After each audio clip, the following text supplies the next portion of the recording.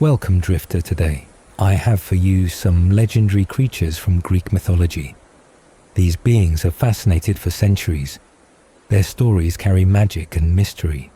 Stay with me and discover their secrets.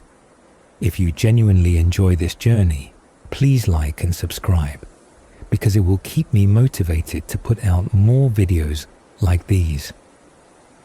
The griffin was a strange and powerful beast, unlike any ordinary animal, with the sharp beak and strong wings of an eagle and the muscular body of a lion. It looked like a creature born out of two different worlds, one that soared in the sky and another that ruled the earth. These creatures lived far away in the cold and mysterious Rhipaean mountains, which lay between the lands of the Hyperboreans, who lived in the distant north, and the fierce one-eyed Arimaspians. In this lonely, windswept place full of snow and stone, the griffins stood guard over a treasure that men dreamed of.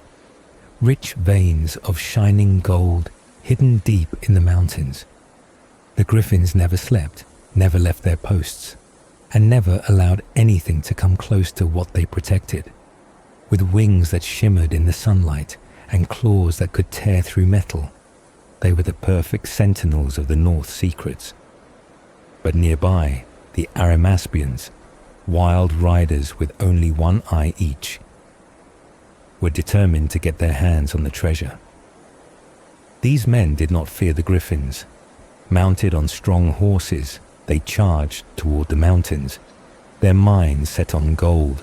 They believed it was worth risking everything to take the wealth hidden there. And so began a battle between beast and man, between claw and hoof, between the sky's guardians and the ground's invaders. The hatred between griffins and horses was said to come from this ancient fight. For every time the Arimaspians came riding, the griffins met them in a storm of feathers and fury.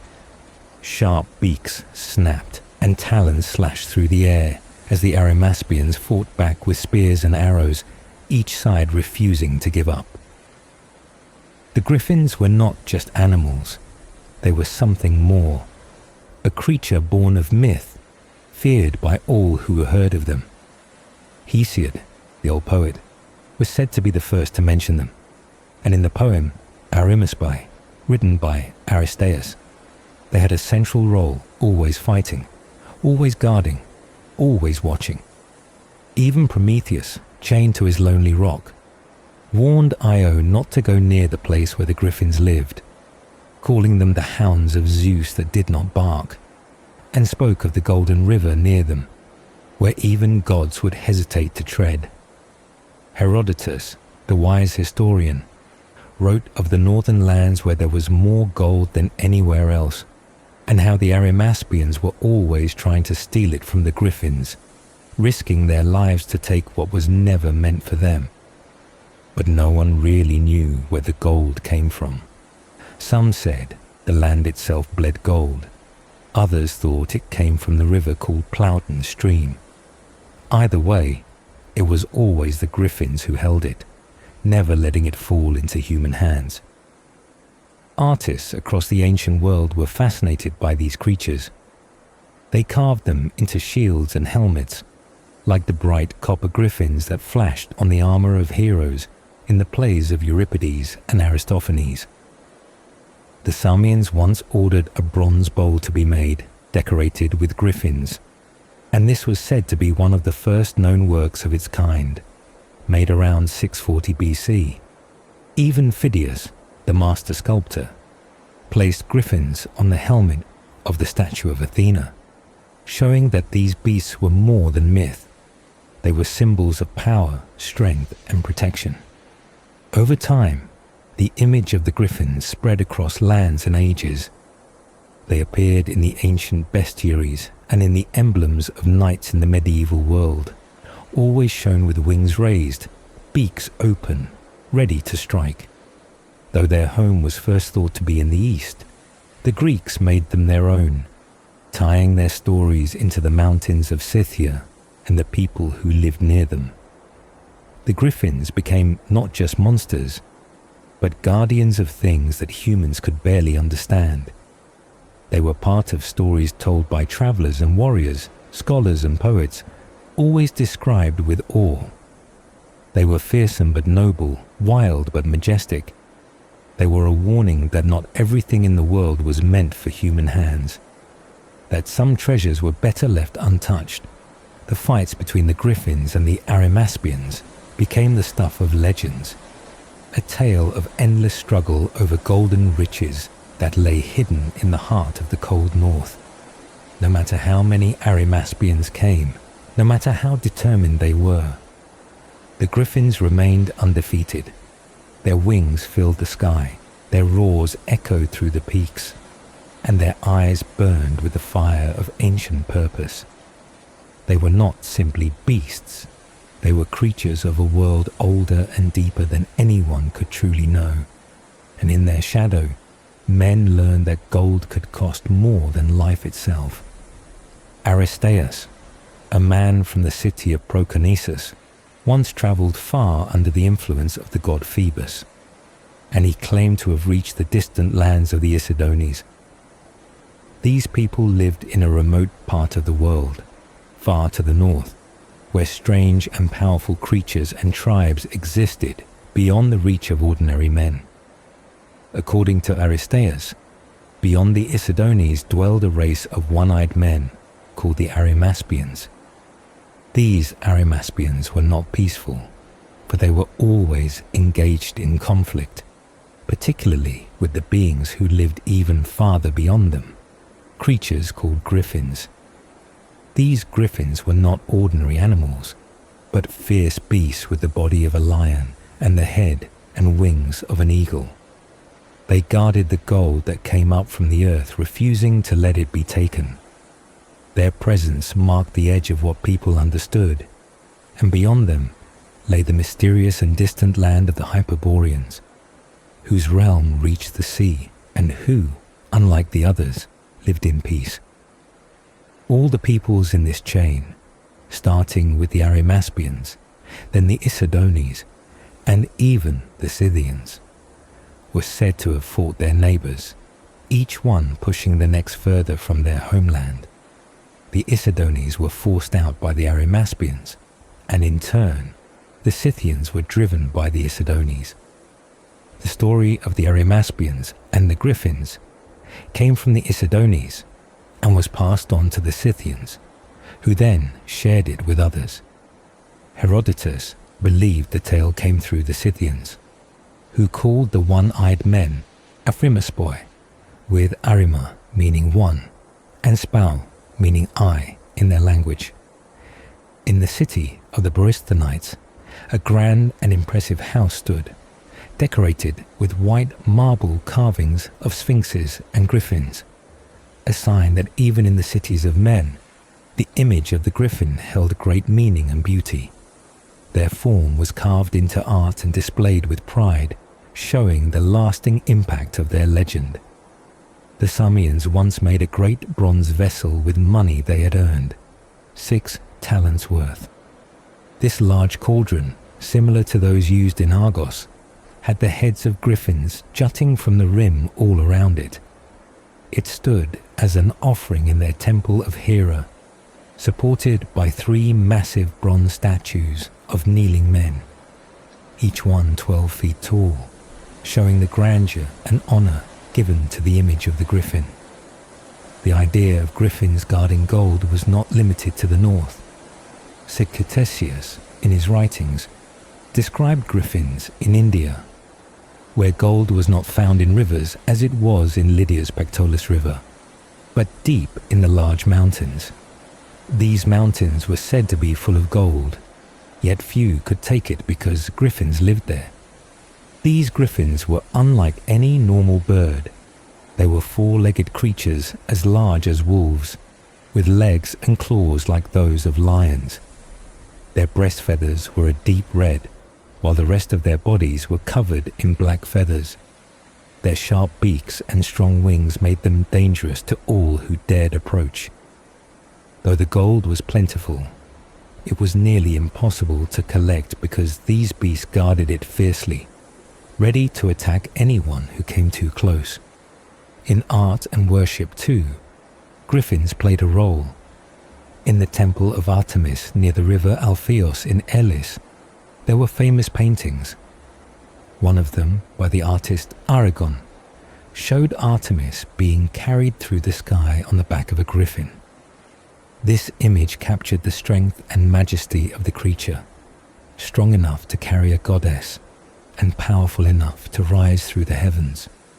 In the poem written by Aristeas, he again described the endless battle between the griffins and the Arimaspians, showing how this fight stretched across generations. The griffins continued to guard the gold that came from the earth, and the one-eyed men continued to try and steal it. The Arimaspians were born with only one eye, but that did not stop them from fighting the great beast that lived beyond their land. The griffins, with their lion bodies and eagle heads, stood as unyielding defenders of the treasures buried in the earth. Some said the griffins had spots like leopards, their bodies marked by nature in a way that made them even more strange and wild.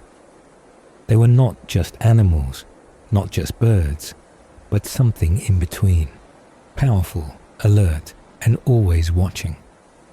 The image of the griffin, half bird and half beast, appeared not only in myths, but in temples, homes, offerings, and stories passed down from one people to another. From the mountains of Scythia to the temples of Greece, their presence was always tied to gold, power, and the edge of the known world. The people who lived near them feared them and respected them, knowing that there were some things, like the gold of the mountains, that were never meant to be touched. As long as the gold remained, so did the griffins, guarding it with their claws, their wings, and their sharp eyes, forever locked in battle with the bold one-eyed riders who would not stop coming. At Prasiae, a place in the region of Attica, there stood a temple dedicated to Apollo, and it was there that an ancient and sacred tradition was followed, one that connected faraway lands and strange peoples in a long, winding journey of offerings. It was said that the Hyperboreans, a mysterious people who lived in a distant land beyond the north wind, began this chain by sending the first fruits of their land, gifts meant for Apollo across the world. These offerings did not travel directly, but passed through many hands, starting with the one-eyed Arimaspians, who took the offerings from the Hyperboreans and handed them over to the Isidones. The Isidones, who lived farther south, received them and then passed them to the Scythians.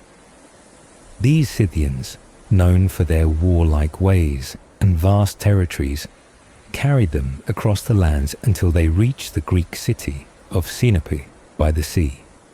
From there, the Greeks took over the sacred task, moving the offerings to Prasiae. Once in Prasiae, the Athenians themselves would bring the sacred items to Delos, the holy island dedicated to Apollo.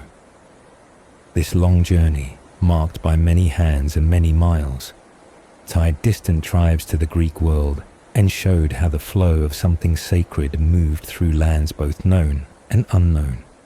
It was a tradition full of meaning, not just for the Greeks, but for every people along the path.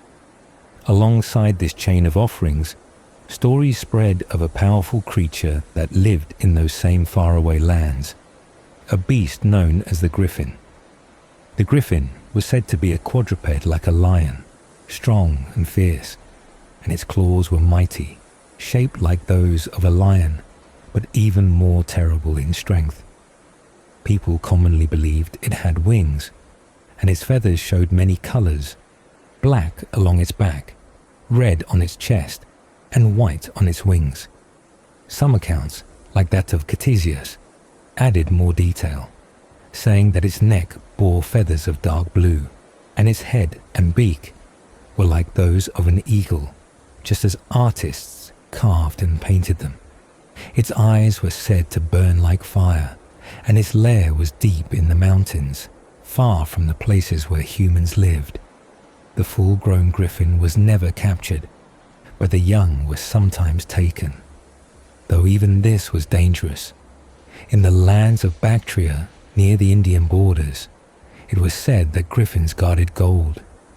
They did not mine it for themselves, but they built their nests with the gold they uncovered while digging. The people of those lands believed that the griffins used this gold in their nests, while the Indians who lived nearby came to take whatever pieces of gold the creatures dropped or discarded.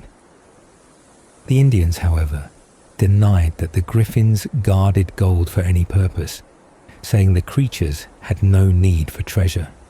Instead, they said that the real reason griffins attacked was to defend their young, not the gold. And this version, some believed, was closer to the truth.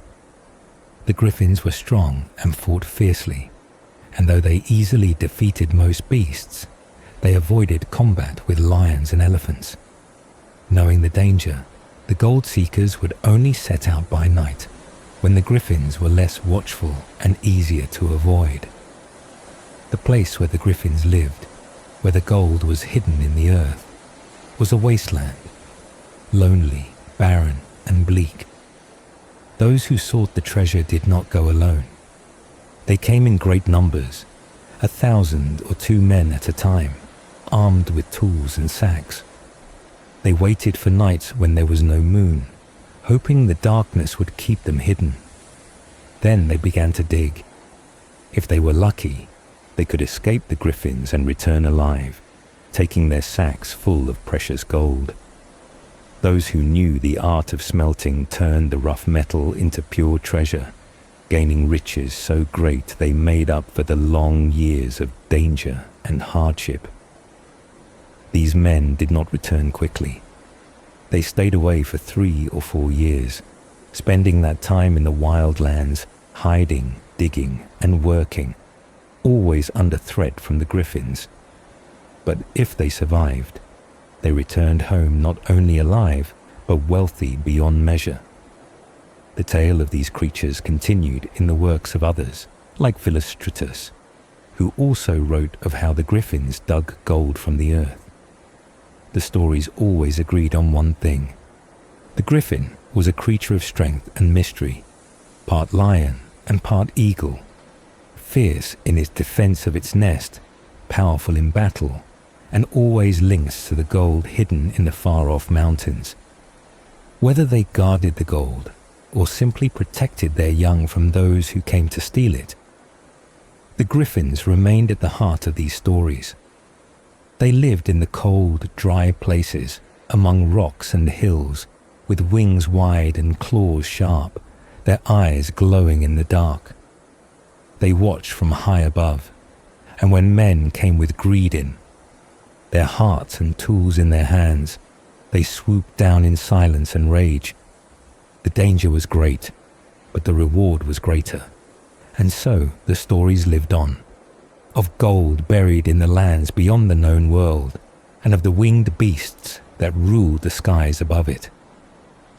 Up in the distant lands of the east, where the earth meets the sun's fire and strange creatures roam across the mountains and deserts, there were rocks that shone with tiny golden sparks, as if drops of sunlight had fallen and solidified into the stone.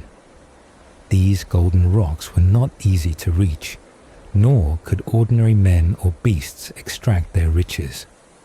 But there was a creature born for this purpose, one with the strength and power to dig through the rock and reach the hidden metal beneath. This creature was the griffin, a beast sacred to the sun, and in India, where the heat burns and the mountains rise sharply from the plains, the people believe deeply in their existence. The Indian wise men, especially one sage named Yakas, spoke of these beings with reverence, saying they were not only real but also deeply honored, held as holy animals, dedicated to the god of the sun.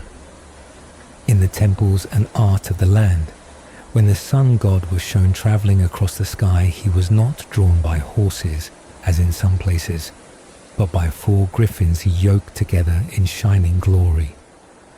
These beasts were as large and as strong as lions, But they had something lions did not: wings, which gave them the power to rise into the air, to glide and attack from above.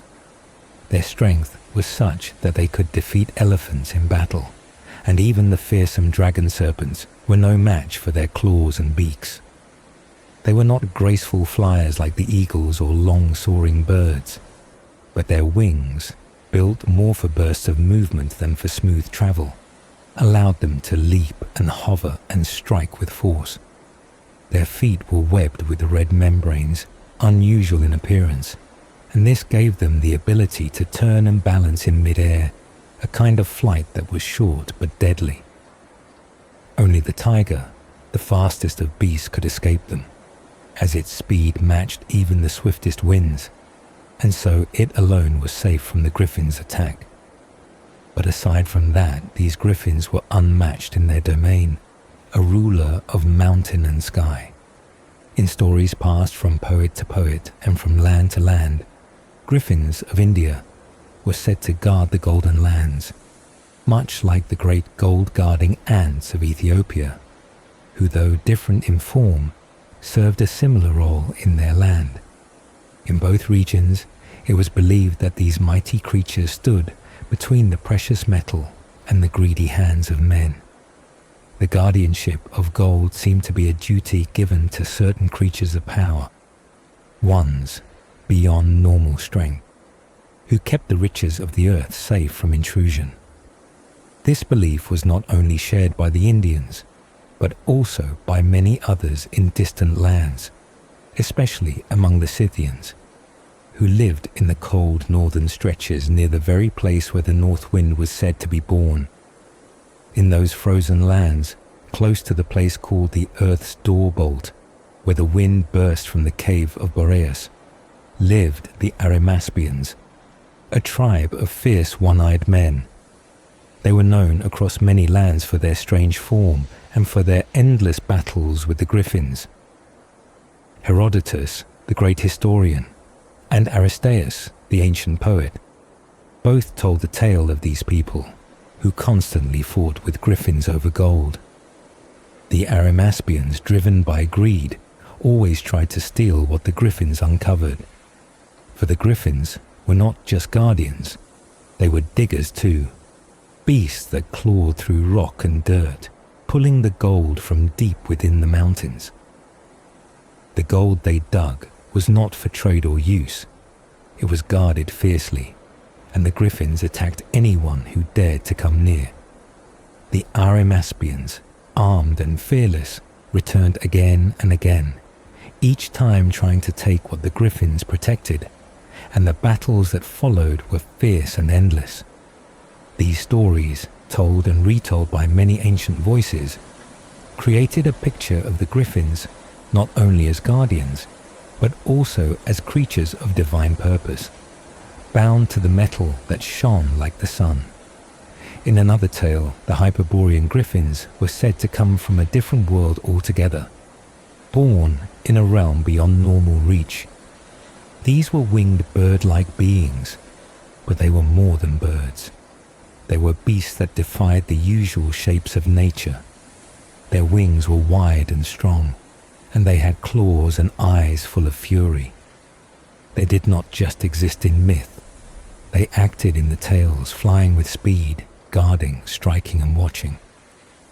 The goddess of retribution, Nemesis, had one of these creatures flying beside her throne, a bird of vengeance that followed her through the skies. The griffin, in this story, moved swiftly, sometimes flying, sometimes using all four limbs to balance itself, leading the way before the goddess who watched over the justice of the world. It moved without command, showing the direction she would take, a sign that justice moved across all the corners of the world. At times, Nemesis even yoked griffins to her chariot. They were her chosen steeds, four-footed birds flying through the sky with speed and rage, pulling her as she crossed the heavens. With sharp eyes, curved beaks, and roaring wings, they carried her where judgment was due, and when she pulled the reins, they stopped with strength and precision, waiting for her command to move again. These were not mere animals. They were creatures of order and punishment, signs of power given form. In all these stories, the griffin remained the same in spirit, no matter where the tale was told or who told it. Whether it lived in the mountains of India, the wilderness of Ethiopia, the windswept lands near the cave of Boreas, or the far-off realm of the Hyperboreans, the creature always appeared in the same way, as a beast with the strength of a lion, the wings of a bird, the beak of an eagle, the purpose of a guardian, and the fire of the sun in its eyes. It dug through stone, defended gold, fought off serpents and men, carried gods, and ruled over lands no human could call home. High upon the stony peak of Sipylos, where the wind howled against the mountainside and silence hung heavy in the air, there stood the frozen image of a sorrowful figure, the daughter of Tantalos, her stone eyes forever staring outward in grief. In the wild air that swirled around her, sharp gusts would often come and go without warning, tearing through the sky like angry messengers. And in those winds lived the Harpies, ancient spirits of the storm, feared and revered, known not only for their strength, but for their swiftness. The Harpies were not mere birds or shadows. They were daimons, powerful forces in the world, sent from the heavens as agents of punishment and disappearance. Often called the hounds of Zeus, they served as his enforcers, swift and relentless, tasked with snatching things and people from the earth without warning. When a man vanished suddenly, without a trace, or when a precious item was lost without reason, people whispered that the Harpies had taken them. Their name itself came from the word that meant to snatch, and this defined their nature entirely. Among the most well-known of their acts was the torment they brought upon the blind king of Thrace, who had dared to reveal secrets meant only for the gods. As punishment, Zeus sent the Harpies to plague him, and each time food was set before the king, the winged spirits would sweep down from the skies, stealing the meals before they could touch his lips. What they did not take, they defiled, leaving behind only filth and stench so terrible that the king could not eat a single bite. He was left in a constant state of hunger and despair, tormented by their cruelty. This punishment continued without end until the arrival of the Argonauts, whose journey brought them into the path of the suffering king. Among them were the winged sons of the north wind, swift in flight and fierce in battle. They gave chase to the Harpies, pursuing them across the sea to the Strophades Islands. There, as they prepared to strike the storm spirits down, the goddess Iris appeared, commanding that the Harpies be spared and left unharmed. The Harpies fled, but were no longer allowed to trouble the king, and thus ended that chapter of their wrath. They were often shown in art and story as winged women, sometimes beautiful, sometimes terrible, their forms shifting between maiden and monster. Some showed them with human faces and bird-like lower halves, claws as sharp as blades, and eyes full of hunger. Others described them as hideous creatures, their faces pale and drawn, long fingers ending in talons, and bodies forever caught between the sky and the earth. Their hunger was not for food alone. It was for torment, for punishment, for the stolen and the vanished. In the ancient poems, the Harpies were first described as the winds themselves, swift and unseen. Homer spoke of only one by name, Poldarch, who was said to have joined with the west wind and given birth to the divine horses of Achilles. But in other tales, there were 2 or even 3 of them, their names changing from one story to the next. Hesiod called them Aello and Ocypete, daughters of the sea god and the ocean maiden, fair of hair and fast in flight, faster than any bird, even faster than the wind itself. but over time, their image grew darker. Aeschylus called them ugly and frightening. Later writers made them worse still, turning them into monsters so foul that their very presence made food rot and air turn sour. Their numbers were never fixed. Some said there were 2, others said 3. Some even claimed they were born from the sea itself, or from the earth, or from chaos. A few tales went further, saying they were born of giants, or even of the king they once tormented. In one story, they were said to be the daughters of Typhon, the monstrous force of destruction, and in others, they were linked to the underworld itself. Each story brought a new shape, a new face, a new tale of terror. In Homer's world, they were invisible winds. In later tales, they were visible, real, and terrible. When the daughters of King Pandareus vanished, taken by the gods, it was said the Harpies had carried them away and given them to the spirits of vengeance as servants. When a plate of food vanished before it could be eaten, or when someone disappeared into the air, the Harpies were blamed. The poet Virgil told of how they defiled meals with stinking slime. Ovid described their claws, their bird bodies, their faces full of hunger. Others said they were birds with the heads of young women, long hair flying, talons slicing through air and flesh alike. In every version, their role was clear. They were the bringers of fear, the snatchers of the living, and the foul winds that came without warning. They lived in remote places, far from the lands of men, in islands of storm and cliffs of rock, always watching, always waiting. Their eyes never closed, and their wings never rested. In some depictions, they perched silently in the shadows, waiting for the next command from above. In others, they circled high in the skies, moving with the gusts, hunting for souls or food or victims. They were not creatures to be reasoned with.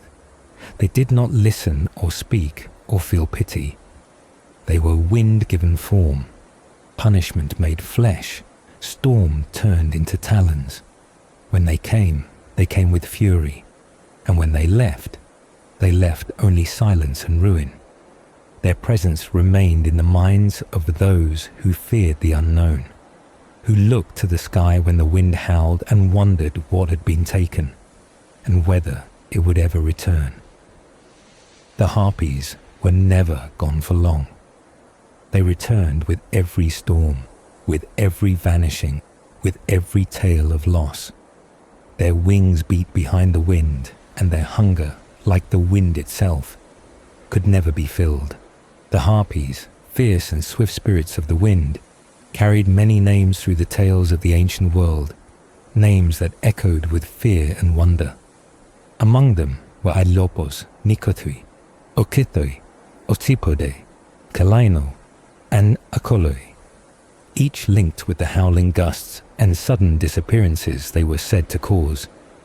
They did not dwell in places touched by peace or light, but instead in dark and distant corners of the world, like the Strophades Islands, remote and storm-beaten, or a shadowy place at the edge of the underworld, near the very entrance of Orcus, or even in a deep cave on the rugged island of Crete.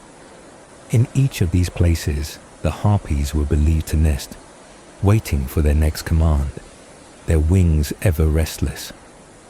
The most famous tale of their fury came from the suffering of a blind king, who lived in misery because of them. When the Argonauts arrived at his dwelling, they found him tormented, his food stolen day after day by the Harpies, who flew down in shrieking bursts to snatch his meals and leave behind filth. He promised the Argonauts that if they could free him from this torment, he would guide them on their journey, revealing the secrets they needed. The winged sons of the north wind, Zetes and Calais, were among the Argonauts, and with their own powerful wings, they rose into the air to chase the Harpies. There was an ancient prophecy that said the Harpies would be destroyed by these winged brothers, but it also warned that if the brothers failed to catch them, they themselves would die. As the chase unfolded, the Harpies fled swiftly through the air, shrieking and soaring over land and sea. One of them, exhausted and unable to escape, fell into a river that came to be called Harpies, marking the spot where she disappeared forever. The other flew on and reached the Echinod's Islands, but when she landed there too tired to continue, she collapsed along with her pursuer. From that day on, because she had turned and never returned to trouble the king again, those islands were called the Strophades, the Turning Islands. But even in this moment of near destruction, the Harpies were spared. The gods did not allow their lives to end in this chase. In one version of the story, the goddess Iris appeared at the last moment and ordered the brothers to spare them. In another telling, it was Hermes who came to stop the killing. There were even some who said that if the brothers had not shown mercy, both they and the Harpies would have died, caught by fate and prophecy. Because of this warning, the Harpies were allowed to live, though they promised never to bother the king again. Their image was captured in many places, including a great monument from Lycia, where the Harpies were shown carrying away the daughters of Pandareus, lifting them high into the sky in their cruel talons. Their story, like the wind itself, passed through many lands and many mouths. Some said they were born from the sea god and a sea nymph, making them sisters of the rainbow goddess. Others gave them different parents. Some said they came from Posidon and the earth. Others said from monstrous beings like Typhon. Some even said that Phineus, the king they tormented, was their father. A cruel twist of fate. Writers could not agree on how many of them there were. Some said 2, others said 3, and their names often shifted. One tale said there was Iolopos and Ocypeded. Another gave their names as Seleno, Oshiped, and Podos. Still another claimed Iolopos, Seleno, and Ocyped were daughters of Thelmus and Ozomene. The details changed, but the terror remained. Their appearance too was described in many ways. Some told of women with wings, swift and beautiful, fair-haired and flying faster than birds. Others described horrors, feathered monsters with rooster heads, wings stretched wide, human arms ending in claws, with bellies and breasts shaped like women, yet twisted into unnatural forms. Their eyes were always wild, their faces always filled with hunger, and their presence brought a foul stench and fear. In poetry, their hunger was described as something no food could satisfy. Virgil said their hands were talons, their faces haggard with hunger that never ended, their droppings vile and abominable. Even Homer spoke of them in the earliest tales, not as creatures of flesh, but as whirlwinds that took people away without a trace. When someone disappeared, the people said the Harpies had taken them. When Odysseus vanished, it was said a Harpy had snatched him. When Penelope longed for death in her sorrow, she wished for a Harpy to carry her away. They were not just monsters. They were symbols of loss, of the unexplained, of the fear that lives in sudden winds and the unseen force that sweeps in and takes without warning. They were not only myth, they were the embodiment of storm and sorrow. They came from above, screaming and fierce, their wings flapping with the sound of doom. They snatched the daughters of kings, the food of the hungry, and the souls of the missing. They lived in shadowed lands, flew in howling skies, and passed through the minds of poets, sculptors, and storytellers for centuries, whether feared for their violence or pitied for their curse.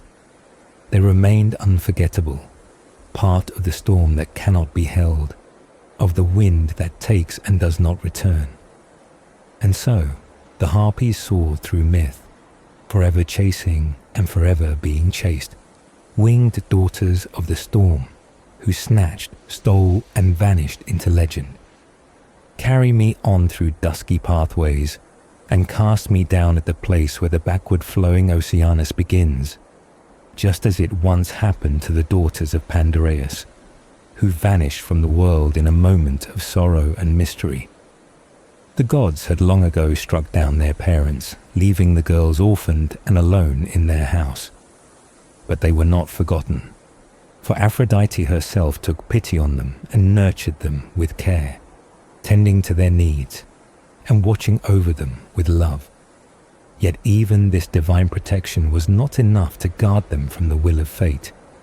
For when Aphrodite went up to the high halls of Olympus to speak with Zeus, hoping to secure a happy marriage for them and a future filled with joy, it was in that moment of absence that the Harpies struck.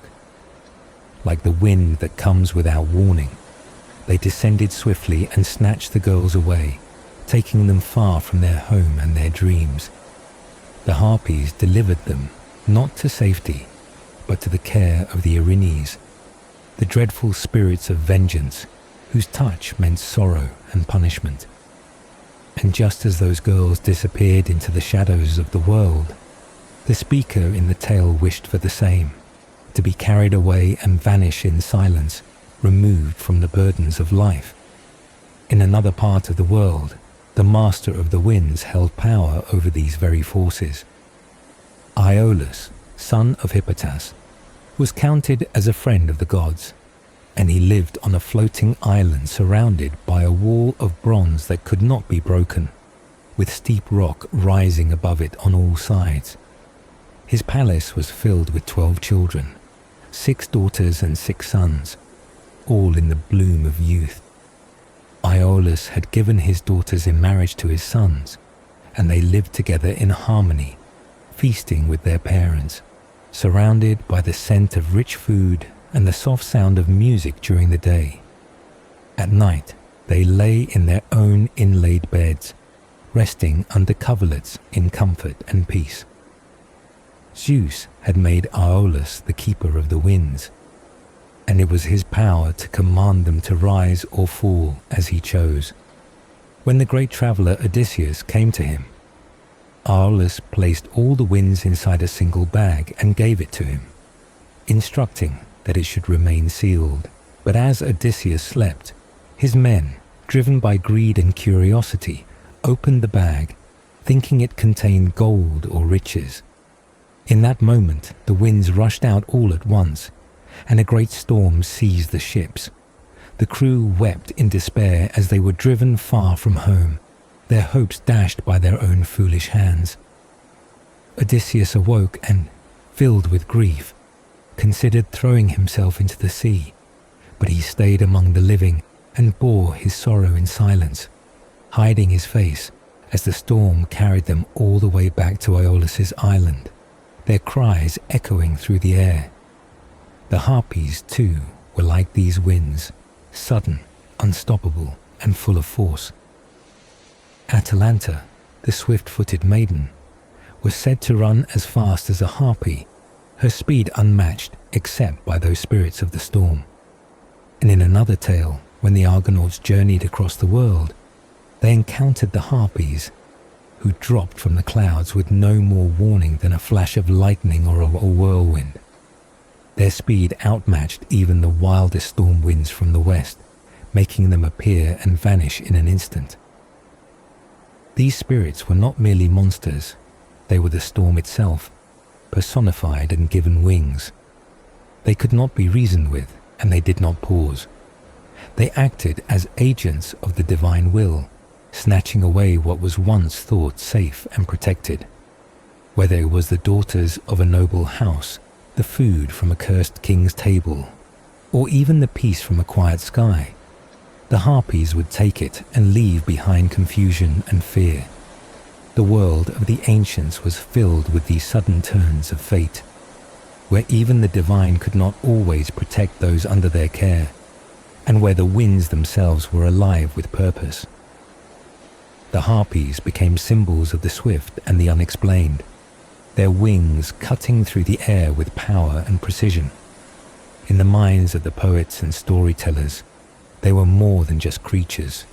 They were fate itself, wrapped in feathers and shrieking in flight. They were the voice of the storm, the reach of vengeance, the gust that carries away hope before it can bloom.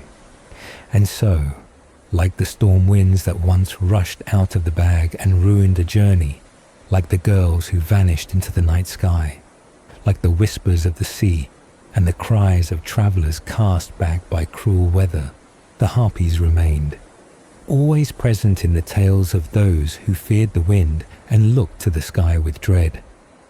Their wings never tired, their speed never slowed, and their hunger for the lost and forgotten never faded. May the storm winds, the swift and unseen daughters of the air, sweep me up and carry me away, far across the sea, to the distant shores of Iolcus, where fate may unfold differently. But such a task is not one to be given to wandering winds without purpose, and so it remains only a desperate wish spoken by one in sorrow. When the city of Troy fell to fire and ruin, and its people cried out in agony, the queen, broken in spirit and heavy with grief, wished that the storm spirits, the Harpies, had taken her long ago, back when she first left her home to walk beside the man whose path was cursed by fate. It would have been better, she thought, to be lifted into the sky by the Harpies, torn from the world before misery took root and flourished. These Harpies, spirits of the storm, fly not only over lands, but across vast seas and among distant peoples, always moving, never resting. In their speed, they surpass even the fastest winds, cutting through the skies like shadows of doom. Their very name means snatchers, and they are known as rapacious female spirits, swift and hungry, feared by all who hear the rush of their wings. They were the ones who haunted the blind prophet Phineas, who had dared to speak truths that angered the gods. For this crime, the Harpies tormented him, stealing his food and fouling what remained, leaving him to suffer in filth and starvation. Hesiod once wrote that the Harpies carried Phineas away to a distant land where people lived in wagons and fed on milk, far from the known world, where the strange and the marvelous mingled freely. The pursuit of these beings by the winged sons of the north wind, the Boreads, became a tale sung across lands as they chased the Harpies through the realms of many strange tribes and peoples. They flew over the Mesarti and the strange men with half-dog bodies, through lands inhabited by people who lived underground, and past the small-statured tribes of the Pygmies. They flew over the dark-skinned Ethiopians and Libyans, through deserts and along rivers where the earth had given birth to many races. They reached the cold lands of the Hyperboreans, born from the earth herself, beside the bright river Eridanos. They soared past steep mountain peaks, over Mount Etna and the Isle of Ortygia, and among the lands ruled by giants born of Posidon. Twice they flew along those rugged coasts, wheeling again and again, always yearning to catch the Harpies, who twisted and turned to escape the tireless chase. They raced over the lands of the Kephallenians, the people of cunning and long-suffering Odysseus, and to the country of the warlike son of Ares. The chase never ceased. The Harpies flew over land and sea, through the empty air, with the Boreads always behind them, their feet moving as fast as the wind, their will unbroken. They sped across the sky, through the upper air where nothing grows, their flight endless and desperate. At last, the pursuit brought them to the fabled islands, later called Strophades, because it was there that the Boreads turned. There, some say, they stopped and prayed to the king of the gods, begging him to bring the chase to an end. Hesiod tells of this moment, how they looked up to the high heavens and called out to Zeus, ruler of Ainos, asking for his power to intervene. Some say it was not Zeus who answered, but Iris, the rainbow, who descended and commanded them to turn back, showing mercy to the Harpies. Others say Hermes came instead and spoke with divine authority, causing the chase to cease and bringing peace to the storm. And so the Harpies were spared, though they had brought suffering. The islands where the turning happened became sacred, forever marked by the end of the pursuit. These spirits of the wind continued on, not slain, but set free, to roam the skies once more. They remained what they always were, shadows that flew across the world, messengers of swift retribution, beings feared for their suddenness and their mystery. Their wings stirred the air with dread, their arrival always unexpected, their presence a sign of divine will. They lived in tales and in the minds of those who felt the wind shift and wondered what might come next. Whether they flew high above distant peaks or swept down through valleys and over seas, the Harpies remained a part of the living myth, always remembered, never caught. When the tales of the Harpies are remembered, it is often their terrible swiftness and their insatiable hunger that are told first. For they were known not only as creatures of the storm, but as tormentors, snatchers of food and peace, beings feared across lands. Some poets, like Ibycus and Aeschylus, as well as Telestes, spoke of their end, saying that the Harpies were killed by the winged sons of the north wind. There are verses that mention how fast they were, faster even than the swiftest of runners, and even the sons of the wind had to strain to match their flight. In one lost play by Aeschylus, the story was told of how the Argonauts came to the land where the blind king was tormented day and night by these winged spirits. They snatched his meals from his table just as he was about to eat, their greed mocking his hunger, their filth corrupting what little they left behind. The Harpies would descend from the sky with sudden cries, catching the scent of food and diving like shadows with outstretched claws and twisted faces, leaving nothing but foul air and frustration. Phineus, weary from their endless assault and stripped of strength, begged the heroes for help. He promised that in return for freedom from this curse, he would show them the path forward in their journey. So they agreed, and a feast was prepared before him, laid out in plain view. The Harpies, drawn once again by the scent of food, swooped down without delay. They shrieked as they descended, their wings beating the air. But this time, the winged brothers of the north wind rose after them, swords drawn and eyes locked on the fleeing shapes. It was fated that the Harpies would meet their end if ever caught, and it was also said that the pursuers would fall if they failed to reach their prey. The chase that followed was long and wild, across mountains and seas, through clouds and distant skies. One of the Harpies, known to some as Nikothoi and to others as Aelopos, was caught and struck down over a river in the Peloponnese. That river took her name and became known as the Harpies. The second, known variously as Ocypete or Ocytho, or by Hesiod's name, Ocypode, flew on with all her strength. She passed the waters of the Propontis and reached the scattered islands of the Echinades, where her strength failed her.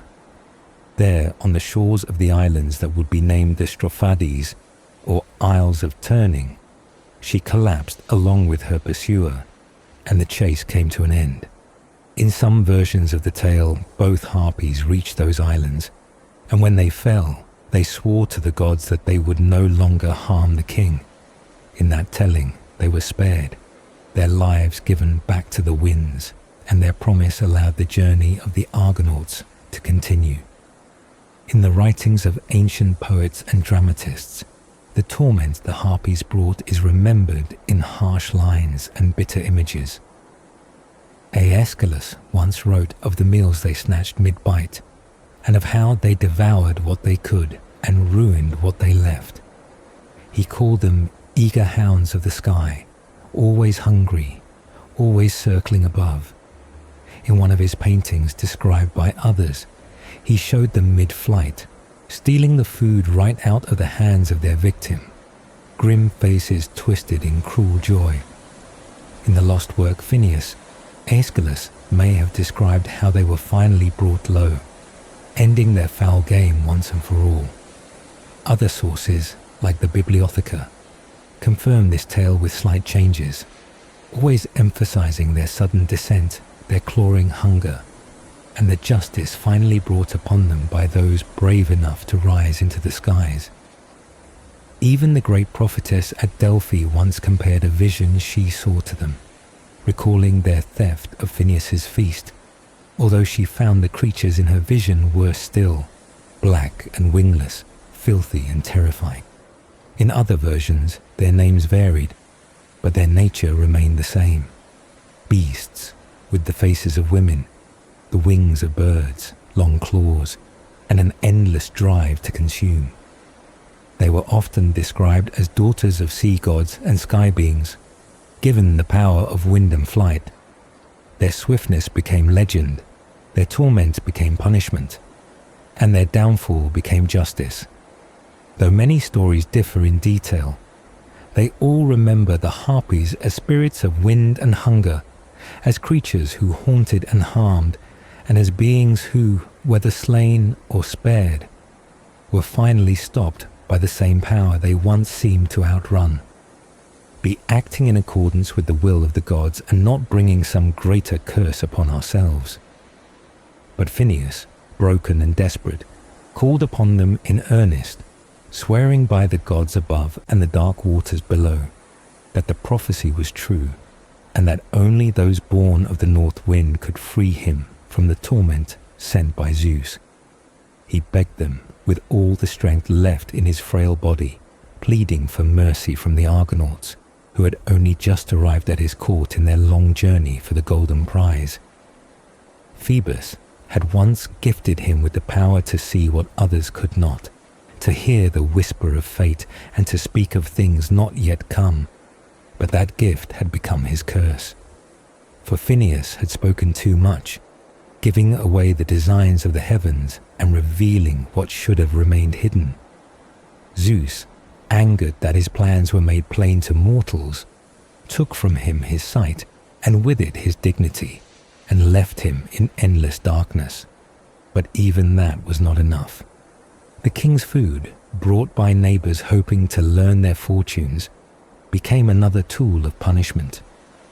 No sooner would a meal be laid than the Harpies would appear, screaming from the clouds, their wings stretched wide, their claws snatching and tearing, their presence foul and fearsome. Sometimes they left him nothing. Sometimes they left only scraps too revolting to eat. The very smell of the leftovers turned the air thick with decay, a stench so foul no one could remain nearby. No one except the blind and starving man, who had no choice but to stay. The curse did not let him die, nor did it let him live in peace. His appetite never faded, but no food could reach his mouth. His body wasted slowly as the Harpies made a game of his suffering, striking like lightning from above and vanishing before anyone could act. And now, in this state, he stood before the Argonauts and begged them for release, reminding them of the oracle that foretold deliverance by two sons of the north wind. Zetes and his brother, hearing this, felt both hope and fear stir in their hearts. They had wings of their own, gifted by their father, and the strength to match the winds. Yet even with this they hesitated. It was no small thing to strike at beings sent by Zeus, no light matter to chase those who carried divine punishment. Still, Phineas assured them that their actions would not bring wrath, but would fulfill fate. The Harpies, he said, had crossed the line of their duty, and it was time for them to be stopped. So the brothers prepared. A fresh table was set with food, a trap not for mortal thieves, but for the foul wind spirits who would surely come. And come they did, as expected, their wings shrieking as they tore through the clouds, their eyes locked on the meal, their claws stretched forward. But this time, before their claws could close, Zeus and his brother launched themselves into the sky, soaring upward, swords drawn and hearts burning with purpose. The Harpies turned, startled by the attack, and the chase began.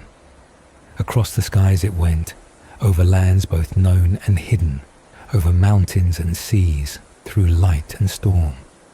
The Harpies flew with all the speed of the wind, but the sons of Boreas matched them step for step.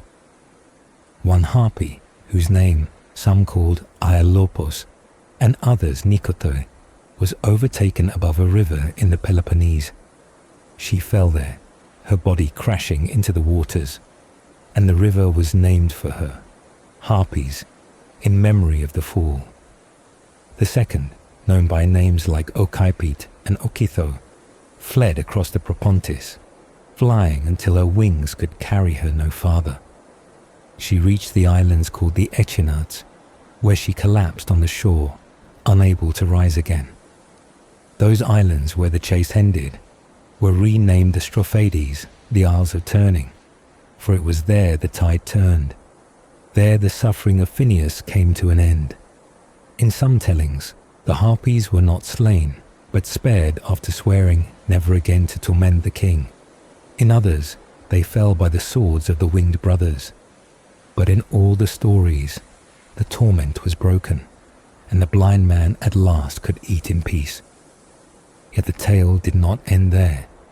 Some say the sons of Boreas did not survive long after, that their chase fulfilled fate not only for the Harpies, but for themselves. Some whisper that they died soon after, their purpose complete, their wings stilled forever, and still others, like the historian Akusilaos, claim it was not they who ended the Harpies, but another hero entirely, the strong and wild man of 12 labors. But what remains unchanged in every version is the horror the Harpies brought, their sudden strikes from the clouds, their faces like women and bodies like birds, their claws always hungry, their presence always foul. Their punishment was more than hunger. It was humiliation, a slow decay of body and soul. And when at last they were stopped, whether by sword or oath, the winds grew still, and a man forgotten by the gods found a moment of peace beneath a sky no longer filled with shrieking wings. The old man, blind and weary from years of torment, lifted his sightless eyes as though he could look directly into the face of the young warrior who stood before him. He spoke to Zetes with a quiet but firm voice, begging him not to fear the wrath of the gods for helping him. He swore on the powers above that no anger from heaven would fall upon those who dared to defend him against his tormentors. This promise, a sacred vow from a man who had endured so much pain, settled the hearts of the brothers and the Argonauts. Encouraged by the old man's words, the young heroes prepared a meal, perhaps the last feast that would ever be stolen from this unfortunate king. The table was set carefully, every morsel laid with hope and determination, for this was to be the battleground where they would face the fierce creatures who had haunted the blind man for so long. As soon as the first bite was taken by Phineus, the Harpies came rushing down like a sudden storm, swift and fierce, their cries tearing through the air with a terrifying urgency. They were a whirlwind of wings and claws, descending like a lightning strike, snatching the food before any defense could be mounted. The sons of the north wind had their swords ready and raised an alarm, but the Harpies were too quick. They devoured every scrap in an instant, then took flight again, disappearing over the sea, leaving behind nothing but a terrible stench, a foul reminder of their presence. Without hesitation, Zetes and Calais took to the air in pursuit. their wings beating fiercely as they chased after the spirits sent by Zeus himself. Their strength was not their own, but a gift from the god who ruled the skies, for without divine power, such a chase would have been impossible. The Harpies were known to be faster than even the wildest western winds, and indeed they outpaced many storms. Yet the brothers pursued relentlessly, flying closer and closer, their swords outstretched as if to seize the creatures by the wings. It was like a hunt on the highest hill, where hounds pursue a swift and nimble prey, snapping at air and fur in a desperate attempt to catch the quarry. The brothers' fingertips brushed the feathers of their targets, but the Harpies seemed almost beyond reach. The chase stretched on for a long time, relentless and tireless, a battle of speed and will against the will of the gods. The brothers pressed the hunt so fiercely that they nearly overtook the Harpies at the islands now called the Echinades, floating isles that seemed to drift like leaves upon the sea. But just as victory seemed within grasp, the swift-footed goddess Iris appeared, descending rapidly from the heights of Olympus. She commanded the brothers to cease their attack, her voice carrying the authority of heaven itself. The Harpies, she declared, were the hunting dogs of mighty Zeus, and could not be harmed by mortal or immortal weapons. To prove her words, she swore a solemn oath by the dark and sacred waters of the Styx, a promise that bound even the gods that the Harpies would never again trouble Phineus. This oath, stronger than any sword or spell, compelled the brothers to turn back and spare their prey, who retreated to a hidden den far from the world's eyes, a place in Crete, rich with ancient mystery. Iris herself soared back to Olympus, leaving behind a silence where once there had been wild cries and the thunder of wings. Thus ended the chase that had caused so much suffering, and the islands where the turning point came, where the brothers stopped their pursuit, changed forever in name and story. They became known as the Strophades, the Islands of Return, a lasting mark on the map of the world, a sign of the meeting of fate and mercy. After the chase, Zetes recounted to his eager comrades the length and the drama of their pursuit, the swift flight and near capture, the intervention of the goddess who spared the Harpies for reasons higher than mortal understanding. It was a tale of courage and restraint, of a harsh punishment tempered by divine decree. Phineus, now freed from his endless torment, could finally eat without fear, though his sight was never restored. The Harpies, once dreaded spirits of sudden storm and snatching winds, had been checked by mortal heroes, but saved by a goddess's oath, forever linking their fate with the heavens and the mortal world. The story of the chase of the Harpii by the sons of Boreas had long been told among the ancient peoples, a tale celebrated and honored in many places and works of art. It was said how the swift-footed brothers had pursued these dreadful creatures across the skies and seas, only to be stopped at the very moment of triumph by the goddess Iris, who spared the lives of the Harpies, but made them promise never again to torment the blind king Phineus. The frightened monsters then fled and took refuge in a vast cavern beneath the towering cliffs of Dicte, a place hidden from mortal eyes and known only to the gods and the brave few who dared seek it. This story was so well known that it appeared carved and painted on famous monuments, such as the chest of Cypselus dedicated at Olympia, where images showed the dramatic scene of Phineus under attack and the sons of the north wind driving the Harpies away. Similarly, the throne of Apollo near Sparta displayed the brothers in the act of rescuing Phineus, symbolizing the triumph of courage and divine will over cruel fate. The Harpii, whose names were known as Olympus, Celaeno, and Ocypet, were described as strange beings with the bodies of birds, heads like roosters, powerful wings, and arms with great claws. but with the torsos and breasts of women, combining the frightfulness of wild beasts with the form of humanity. The old king Phineus, son of Agenor, was blinded by Zeus as punishment for revealing divine secrets, and the Harpies were sent to torment him by snatching away the food from his lips, so that he could neither enjoy his meals nor find peace. When Jason and the Argonauts arrived on their quest to Colchis, Phineus promised to guide them if they would rid him of this terrible curse. The sons of the North Wind, Zetes and Calais, both winged like their father, took on this mission and drove the Harpies to the islands later known as the Strophades, where they were finally freed from their tormentors. This rescue was remembered not only in ancient Greek epic poetry, but also in Roman works like Ovid's Metamorphoses, where the Argonauts' encounter with the suffering Phineus and the flight of the winged virgins, the Harpies, were told with a vivid detail. The cruel fate of Phineus, oppressed by blindness and harassed by these winged punishers, was a symbol of the consequences of defying the gods. The Harpies themselves were servants of divine wrath, daughters of the monstrous Typhoeus, sent by Zeus to punish the old king for his crimes.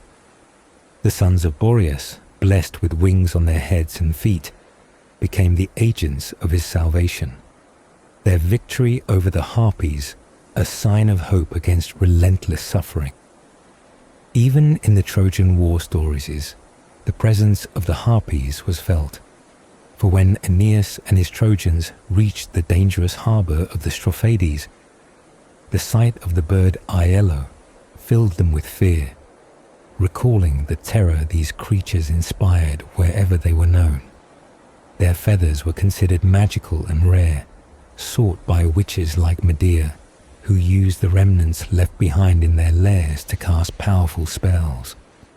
The Harpies, though defeated and banished to their caves, remained figures of dread and wonder, their swift wings and cruel nature forever linked with storms, sudden loss, and divine punishment. This legacy of the Harpies, the rescue of Phineus by the winged sons of Boreas, and the mercy of Iris, was etched deeply in the myths of old, retold in countless poems, statues, and tales across the ancient world, reminding all who heard it of the delicate balance between fate, divine power, and mortal courage. Phineus, burdened by his cruel fate and tormented by the relentless Harpii, stands at the water's edge, leaning heavily on his staff, his breath faint but voice filled with desperate hope as he calls out to the approaching Argonauts, his long-expected saviors.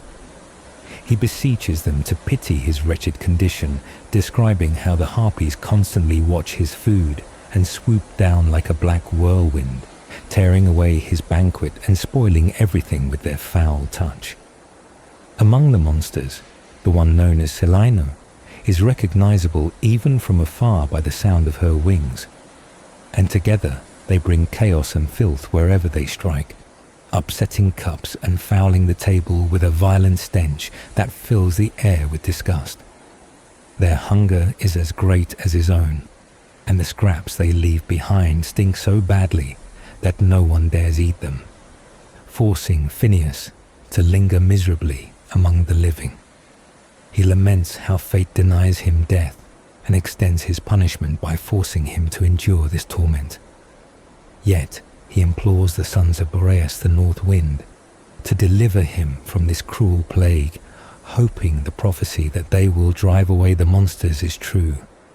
He reminds them that he is no stranger to their family, once married to their sister Cleopatra, and assures them that his suffering is not due to any evil act, but a punishment from the gods, because he revealed sacred secrets meant to remain hidden, a deed born from pity for humankind, but one that angered Zeus and sealed his dark fate. As Phineus speaks, the gathered heroes are moved by his plight, their hearts stirred by the vivid image of his suffering. They prepare a meal for him, setting couches and cushions with care, inviting him to dine among them and forget his worries, all the while watching the skies and waters for any sign of the feared Harpies. Suddenly, the old man trembles, his fingers dropping from his lips in shock as the foul birds appear without warning among the very dishes prepared for him. A terrible smell spreads, like the breath of the underworld, and a chilling sense of dread fills the air as the Harpies descend. Only one of them, Telaino, relentlessly attacks Phineus, while the others join in the cruel torment, pouring filth over the banquet and flapping their wings in savage glee. The sight of these foul creatures disgusts even the bravest onlookers, as they bring with them a cloud of despair and pollution that darkens the place. But then, with sudden courage and strength, the sons of Boreas rise up to confront the tormentors. Impelled by their father's mighty winds, they shout and take to the air, their wings beating fiercely as they chase after the Harpies. Their appearance strikes fear into the pests, scattering the monsters and forcing them to flee. This arrival of the winged brothers is the turning point in the story, the moment when hope breaks through the darkness and the curse of Phineus might finally be lifted. The sons of the North Wind are granted by Zeus the strength and endurance to match the speed of the Harpies, who outrun even the fiercest storm winds from the west. The chase that follows is swift and relentless, with the brothers pursuing the Harpies through air and over sea, pressing close behind like skilled hunters tracking elusive prey. Their fingers almost touch the fleeing monsters, and it seems certain they will catch and destroy them, ending the torment once and for all. However, just as victory is within their grasp, the goddess Iris descends from Olympus, her swift feet barely touching the clouds. She intervenes with a solemn command. The sons of Boreas must not harm the Harpies, for they are the hounds of Zeus, instruments of divine will, and their lives must be spared. To ensure peace, Iris swears a sacred oath by the waters of Styx, the most binding and fearsome vow in the world of gods, promising that the Harpies will never again come near Phineus. This promise satisfies the brothers, who cease their pursuit and turn back toward their ship, marking the end of the chase.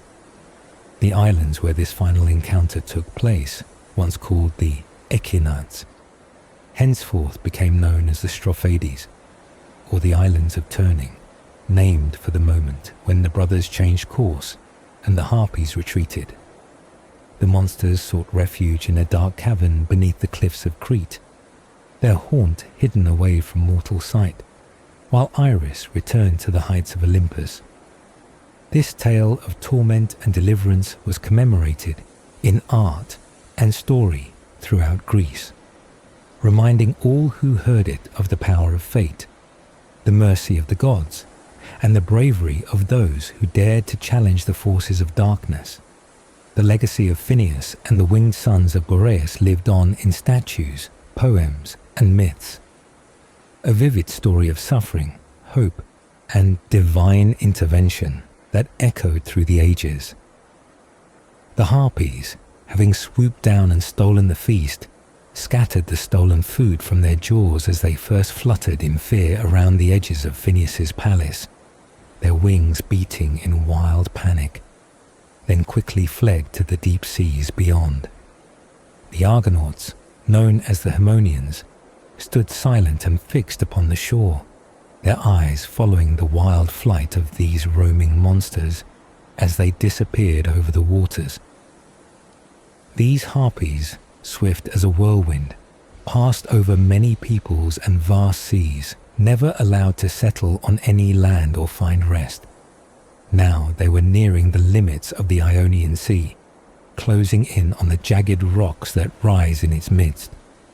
The sea itself, mighty and vast, came to be known by the name of the Strophades, or the Isles of Turning, after the Harpies' flight there. While hovering there, exhausted and gasping with fear of their impending doom, the Harpies cried out in dreadful shrieks to their father, Typhoeus, also called Typho. In response, he rose, bringing with him a darkness that spread through the skies, mixing high and low. And from this shadowy heart came a voice that thundered, "It is enough that you have fled so far, chased by the sons of the north wind. Why do you, my children, rage against the servants of Zeus, the mighty god who wields the thunderbolt and the protective aegis? These servants have been chosen by Zeus himself to carry out his great wrath. The same Zeus has now commanded you to leave the home of Phineus, son of Agenor, and you obey his command, withdrawing on his word. Yet know this, you will also flee in the same way when your final doom approaches. As long as mortals deserve the god's anger, the Harpies will never lack fresh food, and their hunger will remain unending." The Harpies paused in the air, uncertain and trembling with doubt, before finally taking flight again and returning triumphantly to their monstrous companions. Meanwhile, Phineus, who had endured the long-suffering fast imposed by the Harpies' torment, found relief as the winged monsters no longer screamed and plagued his house. Though still doubtful of his freedom, he reclined happily at his table, handling cups without fear that fierce wings would upset them as before. In later tales, monstrous flies were likened to the old harpies that once ravaged Phineus's feasts, soaring into rooms to disrupt and terrorize. It was said that the titan Phaethon, angered by the success of the god Apollo, robbed Phineus of his sight and sent the shameless harpies to dwell with him, forcing the blind seer into sorrow and torment.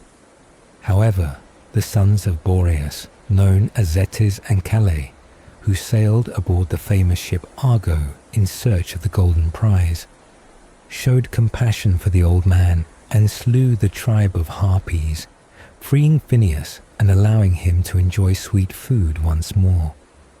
This story of the Harpies and their flight was known far and wide, even recounted during the voyage of Aeneas as he passed the Strophades Islands, where the dreadful Celaeno and her coven of Harpies once dwelled. Now the house of Phineus was closed and guarded, no longer plagued by these winged terrors. The Harpies' story, full of fear, flight, and final deliverance, echoed through time as a warning of fate's cruel hand and the power of God's wrath, but also of mercy granted through courage and divine intervention.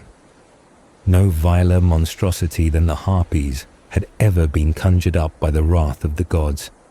No more pestilent and cruel creature born from the depths of hell's darkest swamps. These dreadful beings had bodies like birds but faces like women, a horrible mix that was both fearsome and repulsive. Their droppings were foul beyond measure, and their hands ended in sharp talons ready to tear and claw. Their faces, gaunt and haunted, showed a hunger that could never be satisfied, a craving that consumed them ceaselessly. When the travelers reached their landfall and entered the quiet harbor, they saw herds of cattle roaming freely in the valley, and goats browsing without a single goat herd watching over them. It was as if the animals knew the place was free from human control, a place left wild and untended. The men slaughtered some of these animals and called upon Zeus and the other gods to take their share of the feast as an offering. They settled by the winding shore, seating themselves on benches hastily made, and began to feast richly, enjoying the fruits of the land. But suddenly, the peace was shattered by a rough, hoarse sound, the beat of wings overhead. The Harpies had arrived, horrible and terrifying. They swooped down from the nearby mountains like a storm of dark fury, tearing the food apart with their claws and beaks, leaving the banquet defiled and fouled by their filthy touch. The sounds they made were hideous, and the smell they left behind was so nauseating, it sickened everyone around. Seeking safety, the men moved to a secluded spot beneath a crag that jutted out, surrounded by trees and their shifting shadows. They set up their tables anew and lit a fresh fire on a new altar, hoping to begin again in peace. Yet, from their secret hiding places, the noisy coven of harpies came flying from different directions, circling and clawing at the feast, their foul mouths tainting the food again. Seeing no other choice, the leader ordered his friends to stand ready for battle against these cursed creatures. Shields were taken up, though kept beside them, out of sight, perhaps unsure of how to fight such strange and dreadful foes. When the harpies screeched back around the bay, the lookout atop the rocks blew an alarm, warning the men to prepare for combat. The men fought, their steel flashing against the dark shapes of these sinister seabirds, but their blows did no harm. The harpies' bodies were untouchable, unyielding to any strike. Instead, they simply flew away at great speed, retreating into the blue sky, leaving behind only a half-eaten feast and their own disgusting traces. Only one remained, perched atop a rock pinnacle, the chief among the harpies, known as Celaeno.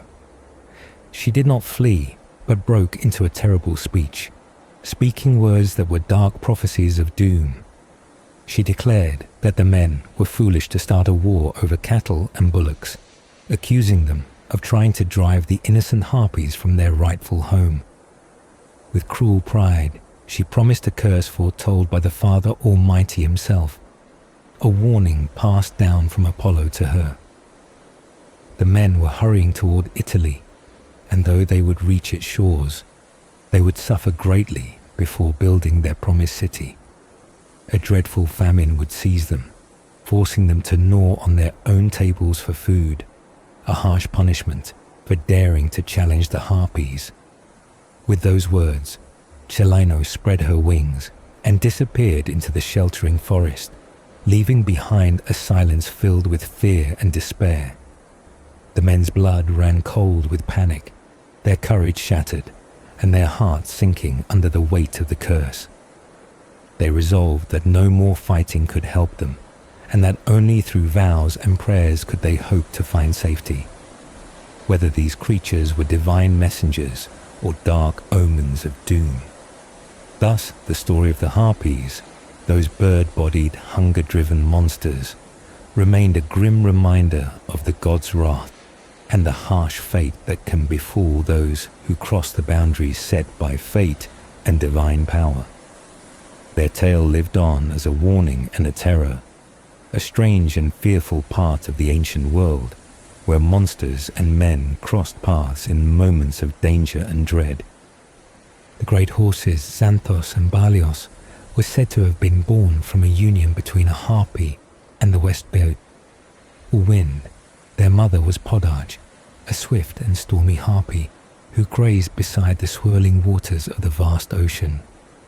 The west wind, known for its gentle but powerful gusts, conceived these magnificent horses, whose speed was said to rival the winds themselves. These horses were immortal and powerful, destined to serve the great hero Achilles in battle, their hooves pounding like thunder across the fields of war.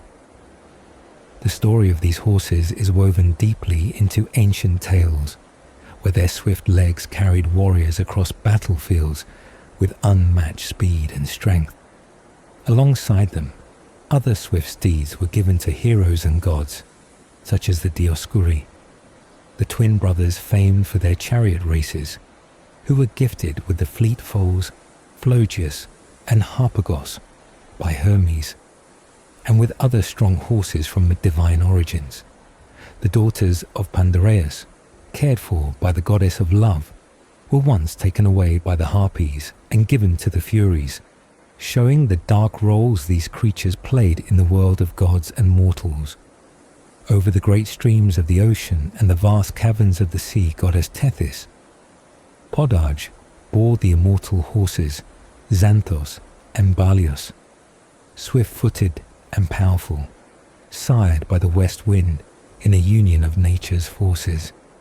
Among the swiftest steeds known was Arion, a foal born of the west wind and a harpy, known for unmatched speed across the earth.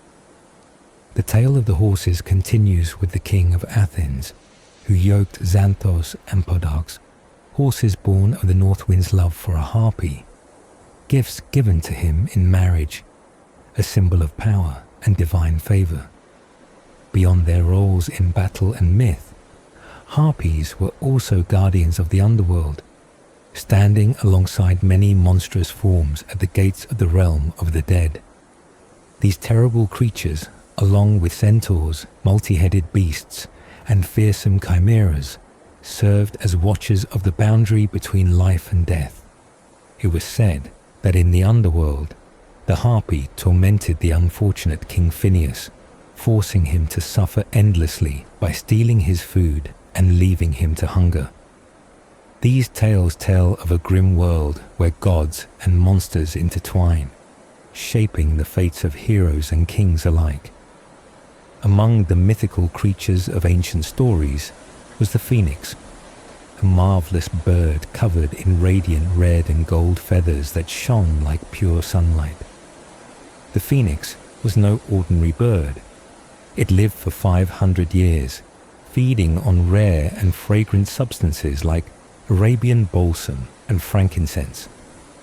When the phoenix reached the end of its life, it did not simply die, but was reborn in a miraculous cycle. A new phoenix emerged fully grown from the body of the old one. This newborn bird then carefully wrapped its parent in an egg made of myrrh and carried it to the grand temple of the sun god in Egypt, a sacred place where the cycle of death and rebirth was honored. The story of the phoenix symbolizes renewal and the endless cycle of life, a shining emblem of hope and endurance that has inspired countless generations. These ancient myths, filled with creatures born of gods and nature's wild forces, reflect the deep human fascination with the mysteries of life, death, and the forces that govern the world beyond mortal understanding.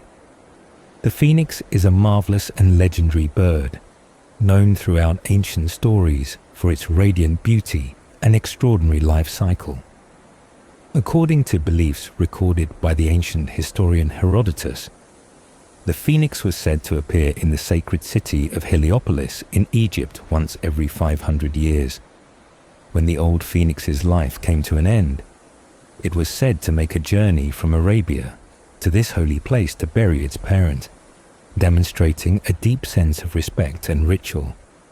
The bird was believed to create a large egg made of myrrh, carefully hollowing it out to place the body of its deceased parent inside before sealing it perfectly.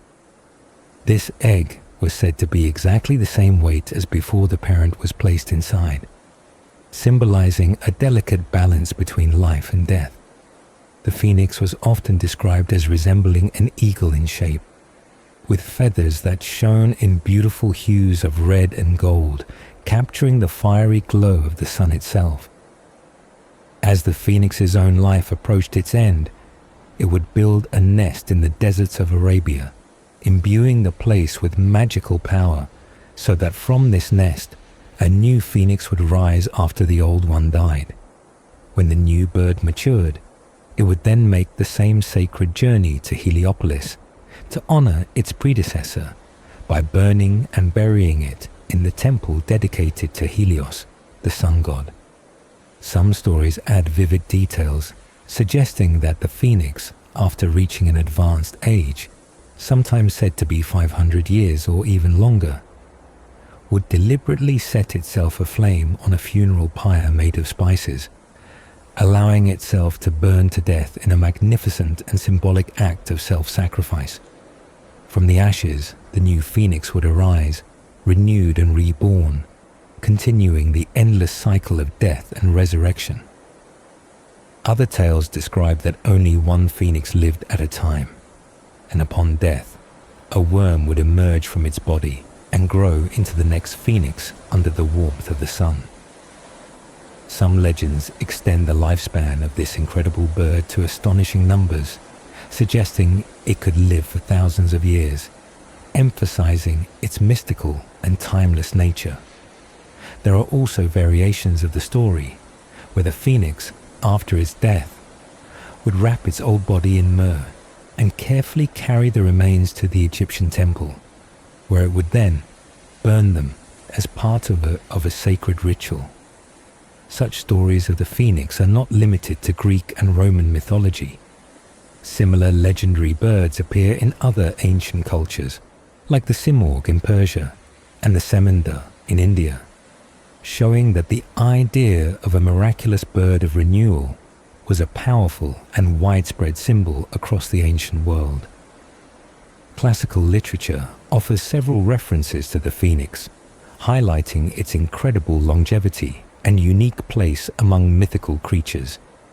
One ancient Greek poem notes that while common birds like crows and stags have relatively short lifespans, the phoenix far outlives them all, surpassing even the long-lived ravens.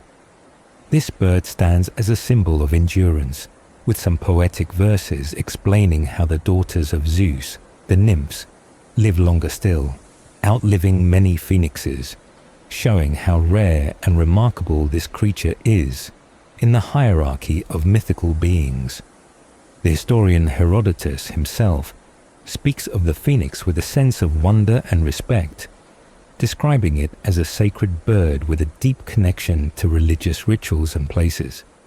His accounts provide valuable insight into how ancient people viewed the phoenix, not just as a myth, but as a creature embodying important spiritual meanings, such as rebirth, immortality, and the eternal nature of the soul.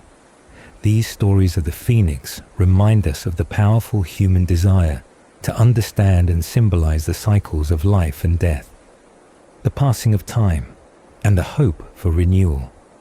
The phoenix, with its fiery feathers and miraculous rebirth, stands as one of the most enduring symbols of these themes, inspiring countless tales and artworks throughout history. The phoenix is a wondrous and unique bird of legend, rarely seen by human eyes, and known mostly through pictures and stories passed down through generations. It is said that this incredible creature appears only once every 500 years, and its arrival is always in the sacred land of Egypt, specifically the city of Heliopolis, where the sun god Helios is worshipped. The phoenix's appearance is truly striking, with feathers that shine in shades of red and gold, making it look as if it is glowing with the light of the sun itself.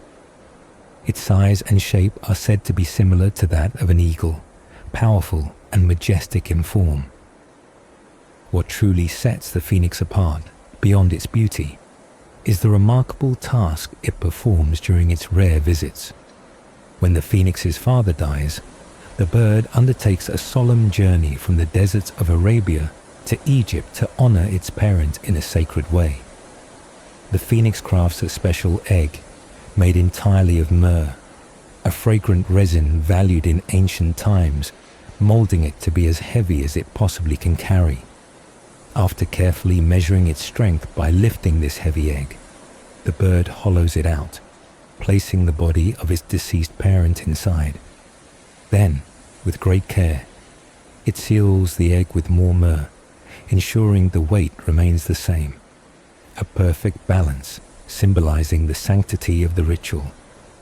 Carrying this precious burden, the phoenix flies to the temple of Helios, where it lays the egg in the holy place to bury its parent, fulfilling an ancient and sacred duty.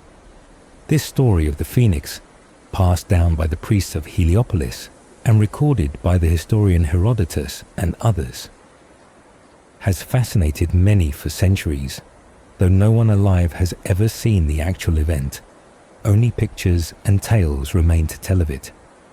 The bird's deep connection to the sun and its temple reveals the importance of light and renewal in the ancient world. The phoenix is said to have an extraordinary understanding of time. It knows exactly when 500 years have passed, without needing any tools or counting devices, as if it learns this secret from nature itself. Unlike humans, who rely on numbers and calendars, the phoenix has an instinctive sense of its own lifespan and the perfect moment to return to Egypt. The priests who guard the knowledge of the phoenix's appearance debate among themselves when exactly the bird will come, unable to agree on the timing, often engaging in arguments about when the 500 years will be complete. While the priests quarrel, the phoenix arrives as if guided by signs and nature's own wisdom, forcing even the learned men to admit that this miraculous bird understands the rhythms of time better than they do. The wonder of the phoenix is not only in its long life and radiant appearance, but also in the sacred and mysterious rituals it performs, tying it forever to the cycles of life, death, and rebirth. It is said that when the phoenix's life nears its end, it builds a nest in the desert of Arabia, carefully constructing it from fragrant spices and wood. On this nest, the bird sets itself ablaze, burning in a glorious fire, transforming death into rebirth. From the ashes of the old bird, a new phoenix emerges, alive and fully grown, continuing the cycle that has no beginning and no end. This remarkable cycle of death and resurrection symbolizes renewal and immortality, themes that have captured human imagination throughout the ages. Some versions of the tale tell of only one phoenix existing at a time.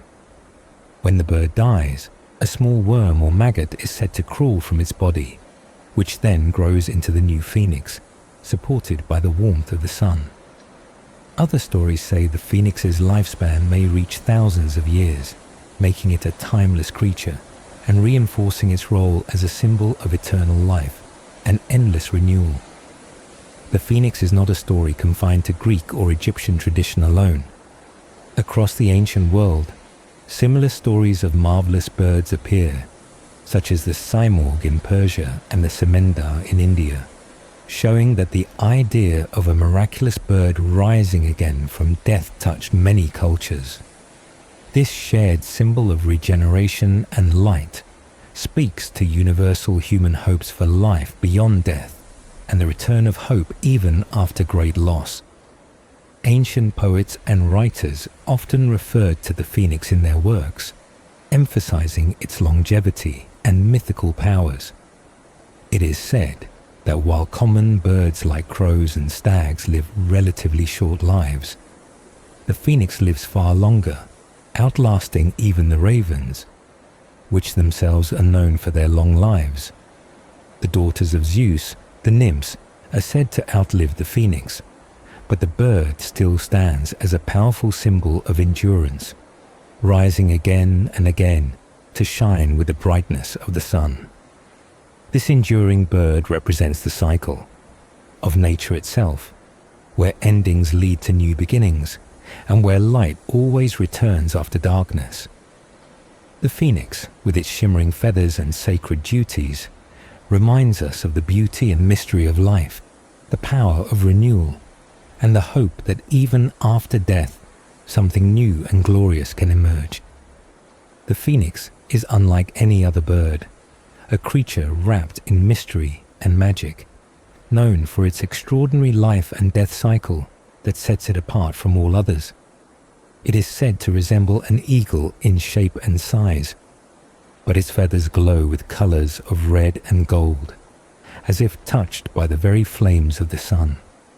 This magnificent bird builds its nest at the springs of the Nile, using fragrant spices that fill the air with their scent. Cassia, spikenard, golden myrrh, and cinnamon, carefully woven together to create a soft, spicy bed. According to the ancient stories, the phoenix lives for 500 years, a lifespan so long that no other creature can match it. Unlike all other birds, which are born from eggs laid by their parents and feed on seeds or plants, the phoenix feeds on rare oils of balsam and the tears of frankincense, drawing sustenance from these precious and fragrant substances rather than common food. When the time comes for the phoenix's life to end, it remains in its nest on the tall, swaying palm tree, surrounded by the rich perfumes of spices, resting peacefully as its life's long span draws to a close. As the old phoenix dies, a new phoenix is said to be reborn from its father's body, a tiny bird that grows strong over time to live the same long years. This new phoenix, filled with love and duty, lifts its nest, the cradle and tomb of its parent, and carries it across the sky in a majestic flight to the great city of the sun, Heliopolis in Egypt. There it lays down the nest before the doors of the sun god's holy temple, completing the sacred cycle of death and rebirth. The story is told by many, including the Egyptians, the Indians, and the poets of Rome, all marveling at this bird's ability to renew itself unlike any other creature on earth.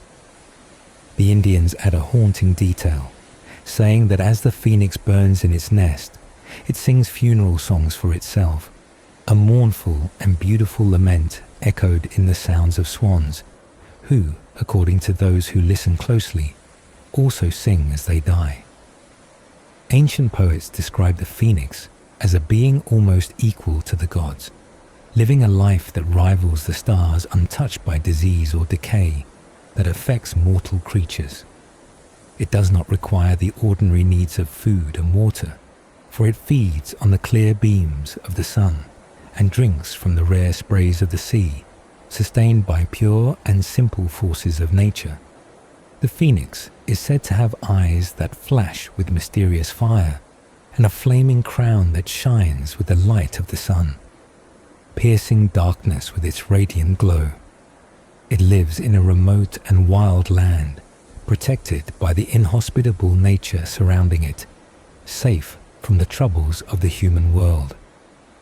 Altars are prepared for its death in Egypt, where its sacred rituals are honored, marking the place where this extraordinary bird completes its cycle and is reborn anew.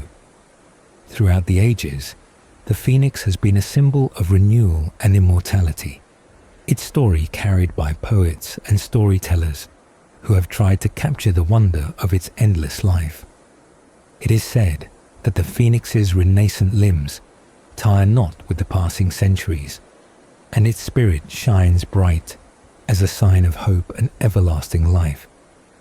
The tale of the phoenix, with its fiery death and miraculous rebirth, reminds us of the power of transformation, the promise that from death comes new life, and the eternal dance of time that renews all things. The phoenix shines with a calm brilliance, its legs a deep Tyrian purple, standing out like jewels, and its wings move swifter than the gentle zephyrs that blow through the sky, painted with soft blues and dappled with rich gold, like flowers kissed by the sun. This bird is unlike any other creature born from mortal parents, for it has no beginning and no end, being its own father and son. It lives through a cycle that renews itself without help from others. Its life stretches across the passage of 1,000 summers, 1,000 winters, and 1,000 springs, long beyond what any living thing can imagine. Like a tall pine tree growing on the highest mountain of the Caucasus, which stands strong but slowly weakens over time, battered by storms, rain, and the decay of years, so too does the phoenix grow old and weary with the passing centuries. Its bright eye, once full of life and fire, begins to dim, becoming pale and tired like the moon hidden behind clouds, slowly fading until only a small horn of light remains. Its wings, which once tore through the clouds with strength and grace, now struggle to lift it from the ground. At last, the phoenix understands that its time has come to rest, but this rest is not an end. It is a beginning. Preparing for its renewal, the bird gathers dry herbs from hills warmed by the sun, and weaves together branches from the precious trees of Saba, building a pyre, a sacred fire that will serve both as its tomb and cradle. Sitting upon this fragrant heap, the phoenix greets the sun with a voice sweet and full of longing, offering prayers and asking that the fire will grant it new life and strength. The sun god, watching from afar, slows his chariot and reassures his beloved child, speaking words of comfort and hope, telling the phoenix that death is only a change, a moment before rebirth, and that through this act it will become more beautiful and powerful than ever before. With a gentle motion, the sun god shakes his golden hair, sending down a glowing strand that touches the phoenix, filling it with the light and warmth needed to begin its transformation. The phoenix welcomes the flame eagerly, not with fear but with joy, embracing death as a necessary step toward new life. The pile bursts into fire, burning the old, tired body with a fragrant blaze that fills the air with sweet smoke. Even the moon, in wonder, pauses her night journey, and the heavens seem to halt their endless turning as the pyre becomes a womb, carrying the new life into the world. Nature herself guards this miraculous event, ensuring the phoenix will never truly die, while the sun, bound by his promise, pours forth his golden rays to restore the immortal glory of this magical bird. From the ashes, a new phoenix rises, reborn and renewed, ready to live again through the endless cycles of time, forever shining with the light of the sun and the promise of eternal life. Life spirit surges through the scattered limbs of the phoenix. Renewed blood floods its veins with fresh energy. The ashes that remain after the fiery death begin to stir, showing signs of life, though there is no visible force to move them. Slowly, feathers emerge, cloaking the mass of glowing cinders, and from the pyre rises the bird once again. He who was just the father now comes forth as the son, the successor in a continuous cycle. Between one life and the next, only the brief space of the burning pyre exists, a fleeting moment of darkness before rebirth. The phoenix's first joy is to honor his father's spirit, journeying to the banks of the great river Nile, carrying in his grasp the burned remains from which he himself was born. Swiftly, he flies toward Egypt's foreign shores, the remains wrapped carefully in a covering of fresh grass. A vast flock of birds accompanies him, countless wings beating the air as they follow their leader in respectful silence. This mighty host of birds seems to block the sky wherever it passes, yet none dares to surpass their king. Even the fierce hawks and the mighty eagles, known as Zeus's own armor-bearers, refrain from battle out of respect for their common master, observing a truce as they follow the path of their majestic leader. The phoenix, like a great Parthian monarch adorned with royal splendor, guides his numerous followers along the banks of the shining Tigris, his figure regal and proud. His horse's bridle gleams with gold, his scarlet robes embroidered with fine Assyrian patterns, crowned with royal garlands, commanding authority over countless servants. In Egypt lies a famous city, renowned far and wide for its sacred rituals and devoted worship of the sun god. The temples of this city rest upon 100 mighty columns, carved from the quarries of Thebes, standing as a testament to the devotion of its people. It is here, the story goes, that the phoenix keeps the ashes of his father, carefully guarding them in a sacred place. Before the image of the sun god, his master, he entrusts these precious remains to the holy flames once more. Upon the altar, the very source of his being and the remnants of himself are laid out with reverence. The temple's threshold shines bright with divine light, and the fragrant smoke from the burning altar fills the sacred shrine. The scent of Indian incense, rich and sweet, drifts far and wide, crossing the lands until it reaches the distant marshes near the Nile's 7 mouths. The air is heavy with this kind of aroma, a gift that touches the nostrils of all men nearby, spreading a gentle, uplifting influence that feels sweeter than even nectar itself. The phoenix is a fortunate bird. heir to himself and his own eternal cycle. Though death is the undoing of all mortal beings, here it becomes the source of renewed strength. From the ashes of the past life, new life springs forth, and though the phoenix never truly perishes, its old age fades away. It has witnessed all that has passed before, seen the turning of countless ages. It knows the time when the sea's waves rose high to overflow the rocks, and it remembers the year when the tragic era of Phaethon set the world aflame. Yet through all destruction, no harm has ever come to this immortal creature.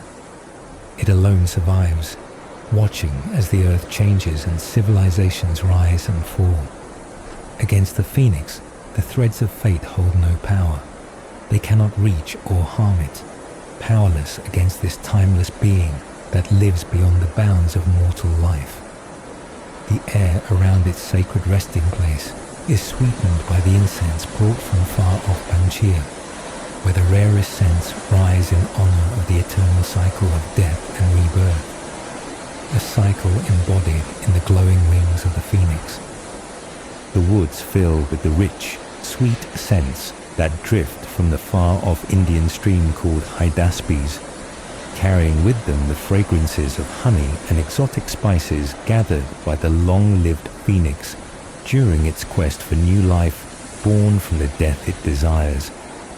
These honeyed odors mingle with the warmth of the sun and the earth, evoking the mysterious and ancient power that the phoenix embodies as it seeks renewal through its fiery end and rebirth. Beyond these distant lands and sacred groves, there lived the Serenes, also known as the Sirens, 3 monstrous sea nymphs whose very voices held deadly power. These creatures were once handmaidens of the goddess Persephone, who, after being secretly taken by Hades to the underworld, left her friends searching for her. As a gift, or perhaps a curse, from the goddess Demeter, the Sirens were given the bodies of birds to help them in their endless quest to find Persephone across the seas. Yet, despite their transformation, their search was in vain, and over time they settled on the flowery island of Anthemoessa, a place where their haunting songs echoed over the waves. The Argonauts, famed heroes on their voyage to claim the Golden Fleece, encountered these enchanting yet deadly creatures. Thanks to the clever poet Orpheus, whose own music was powerful enough to drown out the Sirens' hypnotic voices, the Argonauts passed safely by, untouched by their bewitching song. Later, the legendary Odysseus also came upon the Sirens during his long journey home. Wise to their tricks, he had his men block their ears with beeswax so they could not hear the fatal music, while he himself was tied firmly to the mast of his ship, unable to give in to the temptation. The Sirens, unable to believe that a man could hear their song and yet escape their deadly grasp, were so overcome with grief that they threw themselves into the sea and drowned, their voices silenced forever beneath the waves. In art, the Sirens were often shown with the bodies of birds and the heads or upper bodies of women, combining human beauty with the wildness of nature. Sometimes, mosaics depicted them with only bird legs, emphasizing their strange, hybrid nature. The Encyclopedia of Ancient Myths tells us that the Sirens were mythical beings, gifted with the power to charm and enchant anyone who heard their song. According to the great epic poet Homer, when Odysseus sailed near their island, which lay between the mysterious Isle of Aer and the treacherous rock of Scylla near Italy's southwestern coast, he took careful precautions to protect himself and his crew from their seductive voices. Homer does not specify how many Sirens there were, but later writers gave them names and numbers.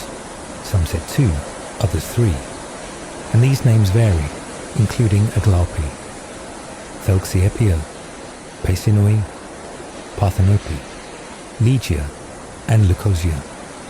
Their parentage was equally diverse in stories. Some called them daughters of the sea god Phorcus. Others said they were born from the river god Achelous and the muse Sterope, or even from the muses Melpomene or Calliope, or the earth goddess Gaia herself. Their homes too were described differently in various traditions. Some placed them on Cape Pelorum, others on the island of Anthemuessa, and still others near the Cyrenaican Islands by Paestum or the island of Capri. The siren stories were woven into many famous myths, including those of the Argonauts' journey and the abduction of Persephone. When the Argonauts passed by, the sirens tried to lure them with song, but Orpheus's music was stronger, and their deadly charm failed. It was said that their fate was sealed to live only as long as no one could hear their song and remain unharmed. Once that happened, their end was near. In despair, they cast themselves into the sea, a tragic end to their song of sorrow and temptation, forever lost to the depths, remembered only in legend and the whispers of the waves. The sirens, those deadly enchantresses of the sea, met their tragic end when they threw themselves into the sea and were transformed into rocks, a fate that ended their haunting songs forever. Some storytellers link this act of self-destruction to the adventures of the Argonauts and their encounter with the sirens, while others tie it to the famous journey of Odysseus, who cleverly escaped their deadly melody. As the tales evolved, later poets added new details, describing the sirens as winged beings. Wings they are said to have received at their own request, so they could continue searching for Persephone, the goddess who was taken to the underworld. Yet other stories say these wings were a punishment from Demeter for their failure to help Persephone, or from Aphrodite, because they wished to remain virgins forever, refusing to marry or bear children. These versions paint the sirens as tragic figures caught between divine will and their own desires. In one tale, the sirens, proud and confident, were tricked into a contest by the muses, goddesses of art and music. When they lost, their punishment was harsh. They were stripped of their wings, losing the power to fly and leaving them bound to their rocky island homes. Ancient travelers spoke of a temple dedicated to the sirens near the city of Sorrentum, and many believed the tomb of Parthenope, one of the sirens, was near Neapolis, showing how these myths were woven deeply into the geography and culture of the ancient world. The sirens also carried the surname Achelous, linking them to the river god Achelous and a muse, reflecting their divine origins as daughters born from water and art. One of their names, Ligeia, meaning shrill sounding, appeared both as a siren's name and that of a nymph, showing the blurred lines between mythic beings and nature spirits. Parthenope, another famous siren, was honored with a torch race every year in Naples, her legacy celebrated by those who remembered her tragic story. Classical writers from different times gave various accounts of their parentage and names. The ancient poet Hesiod said the sirens lived on the flowery island Anthemuessa, a gift from the sky god, Zeus, and named them Thelxiope, Molpe, and Aglaophonos. And he claimed their charm was so powerful that even the winds were enchanted by their song. The great tragedian Euripides described them as winged maidens and virgin daughters of Gaia, the earth herself, tying them to the oldest and most primal forces of nature. Pseudo-Apollodorus, a mythographer who collected many ancient tales, wrote that the sirens were daughters of Achelous, the river god, and the muse Melpomene, the muse of tragedy, giving them both divine water origins and a link to the tragic arts. Another version said they were born to Sterope, a mortal woman, and Achelous, showing how myths sometimes blend divine and human lineages. The sirens' names appear in different lists, including Pesinui, Aglaupi, and Thoxiopia, each name reflecting their enchanting and sometimes dangerous qualities. The great poet Apollonius of Rhodes told that the muse Terpsichore, known for dance and song, was their mother, making the sirens daughters of the Muses, those divine sisters who inspired poetry and music. Even in later poems like Lycophron's Alexandra, the sirens are remembered as mysterious and powerful beings whose songs could change the fate of mortals. These stories paint the sirens as creatures caught between divine parentage, tragic fate, and their own deadly allure. Their homes were often described as islands covered with flowers and surrounded by treacherous rocks, places where their voices could carry far over the sea to lure sailors to their doom. Their songs promised knowledge, beauty, and joy, but those who listened were doomed to destruction, their ships dashed against the cliffs, and their lives lost to the sea. Yet, despite their terror, the sirens remain figures of sorrow and loss, forever searching for a goddess who was taken from them, cursed to haunt the seas and islands with their mournful, deadly music. The sirens, those haunting figures known for their deadly songs, were said to be the daughters of the river god and a muse, born from divine and artistic origins that gave them their enchanting power.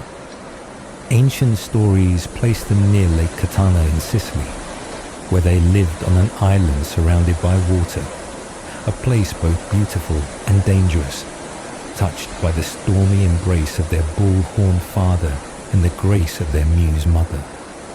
Their names, carried down through time by poets and scholars, include Thoxiopia, Pesinui, Ligeia, Parthenope, and Leucosia, each name echoing the mysterious nature and sorrowful fate of these winged maidens. The sirens were once handmaidens of the goddess Persephone before she was taken to the underworld. They sang to her in chorus, offering music and comfort during happier days. But after her abduction, their forms changed, becoming half human and half bird, a punishment or transformation linked to their failure to help her. Now, they watch the seas from rocky heights, waiting for ships to pass below, luring sailors with their sweet voices only to bring them destruction, leaving many travelers lost and broken, far from their homes. Their sorrowful tale is intertwined with the gods of earth and underworld, reflecting their close ties to nature and death. According to later mythographers, after Persephone's capture, the sirens wandered away, flying over lands and seas, their new feathered forms a gift or curse from the goddess of the harvest, who punished them for their lack of aid to her daughter. Their wings allowed them to search tirelessly, their songs echoing across the waves, enchanting all who heard but never granting mercy. The gods decreed that the sirens' power would last only until a mortal passed by, hearing their song but resisting its call, marking the eventual end of their reign over sailors' fates. Their beauty remained despite their transformation. They retained their fair human faces and sweet voices, which combined with their bird bodies to create an eerie blend of allure and danger. In ancient tales, the sirens challenged the muses to a contest of song and art, a battle of divine inspiration and creativity. The muses, patrons of poetry, dance, and music, bested the sirens, and as a result, the sirens were stripped of their wings and power, forced to live forever bound to their rocky shores. Despite their defeat, the sirens remain powerful symbols of temptation and loss, their songs immortalized in stories of heroes who faced them and survived. Their connection to the muses shows how closely linked music, art, and myth were in the ancient world, where even divine beings could be challenged and humbled. Places dedicated to the sirens existed, with temples and tombs marking their presence in the real world, blending myth with geography and history. Parthenope, one of the sirens, was honored in Naples with annual torch races, showing how the myths were celebrated and remembered by the people. Their story, full of beauty, sadness, and danger, has been passed down through centuries of poetry and prose, each generation adding details while keeping the core of the myth alive. The deadly lore of the siren's song, the tragic fate of those who fall for it, and the sorrow of beings caught between the divine and mortal worlds. The story tells of a sanctuary dedicated to the goddess Hera, where a statue held in its hands the figures of the sirens. It is said that Hera persuaded the daughters of the river god to challenge the Muses, those divine patrons of the arts, to a singing contest. The Muses, famed for their skill, won the contest decisively, and in their triumph, plucked the feathers from the sirens' wings, weaving those feathers into crowns for themselves, marking the sirens' defeat and loss of their powers. The sirens, once proud and dangerous, were thus humbled by the superior artistry of the Muses. Their tale intertwines with other myths that paint them as both deadly and tragic figures, as ancient poets describe them as harpy-limbed nightingales, fierce singers who cause the downfall of many, including the hybrid creatures known as the centaurs. These half-man, half-horse beings, fleeing from the wrath of a mighty hero, found themselves trapped in a narrow strait where the siren songs ensnared them, weakening them until they perished of hunger, caught by the irresistible yet deadly melodies that promised safety and rest, but led only to doom. The sirens were thus feared not only for their enchanting voices, but also for their role in the demise of these fierce and wild creatures. Their influence spread across many ancient stories, including that of the famed voyage of the Argonauts, a band of heroes on a quest that took them past the very island where the sirens lived. As the Argonauts approached the island, the sirens sang their seductive songs, hoping to lure the sailors to their deaths, as they had done to so many before. Yet the Argonauts were protected by the power of music itself, as Orpheus, the great musician and poet among them, raised his lyre and sang a song so powerful and lively that it drowned out the sirens' tempting melodies. The sound of Orpheus's music cut through the air, creating a barrier against the sirens' deadly charms. Despite the growing desperation in the sirens' voices, the Argonauts' ship sailed safely past the dangerous shores, carried by the winds and the waves. However, even among the strong and brave Argonauts, there was one, Butes, who was unable to resist the siren song.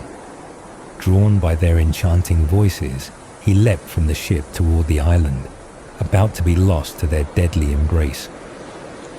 At this moment, the goddess of love intervened, rescuing him from the waters and settling him safely on the distant shore of Lilybaeum, saving him from certain death. The story of the sirens is one of beauty and peril, of music that can both captivate and destroy, and of contests between divine beings that shape the fate of mortals and gods alike. Their transformation from handmaidens of a goddess into fierce temptresses of the sea reflects the tragic consequences of divine punishment and lost purpose, while their contest with the Muses shows how art and skill can triumph even over the most dangerous forces. They stand forever at the edge of the sea, half human, half bird, singing songs that are both a call to wonder and a warning of the price of listening too closely. As the ship sailed past the haunting shores where the sirens sang, the air filled with their sweet and dangerous melodies that promised joy but led only to despair. One among the brave crew, Butes, son of a noble man, despite hearing the protective music of Orpheus's lyre meant to drown out the sirens' voices, found himself unable to resist their enchanting call. His heart and mind pulled by the irresistible song, he cast himself from his polished bench into the dark, churning sea below, swimming desperately toward the shore where the sirens waited. If he had reached their land, no doubt they would have robbed him of all hope of returning home to his loved ones. Yet fate showed mercy as the goddess of love, Aphrodite, known also as Venus and Queen of Eryx, saw his struggle against the cruel waves. Taking pity on the poor man, she swooped down and snatched him from the grasp of the deadly waters. She held him close and gave him sanctuary, bringing him to her home on the heights of Lilybaean, saving his life and granting him safety far from the reach of the sirens. The tale of Buttes reveals the deadly power of the siren's song, which even the strongest and most vigilant can fall victim to, and also shows the divine intervention that can rescue a lost soul from certain death. This story is echoed by many, including the Roman mythographer, who tells us that Buttes was overcome by the siren's sweet voices, despite Orpheus's efforts, and was saved only by the goddess's loving care, as he was carried away by the waves to safety on the shores of Lilybaean. The sirens, known for their deadly allure, also feature prominently in the epic voyage of Odysseus, the famous Greek hero. Before his journey even began, the sorceress who knew the dangers ahead warned him clearly of the sirens. She told him that these creatures were bewitching spirits whose songs could trap any mortal who came near. The music they sang was not mere sound, but a powerful spell, drawing men close with its beauty and sweetness, only to doom them to never see their families again or return home to their joyful lives.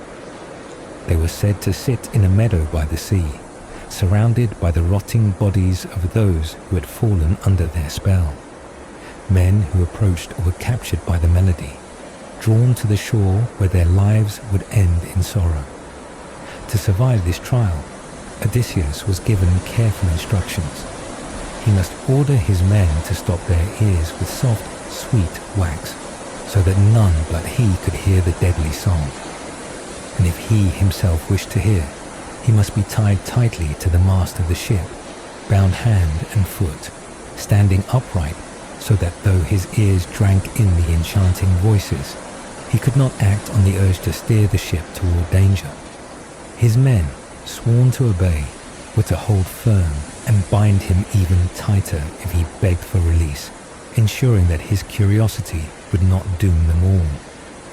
This warning was not just advice, but a lifeline in the face of the powerful enchantment that awaited them on the sea. When the moment came, Odysseus spoke with a heavy heart to his comrades. He believed that all should know the truth of their dangers, that none should die unaware of the threats they faced. He told them of the sorceress's commands to avoid the sirens at all costs, to shut their ears and not let the music sway their minds. Yet he was determined to hear the song himself, to face the deadly beauty with eyes and ears open, but protected by the strong bonds of his men and the ropes around his body.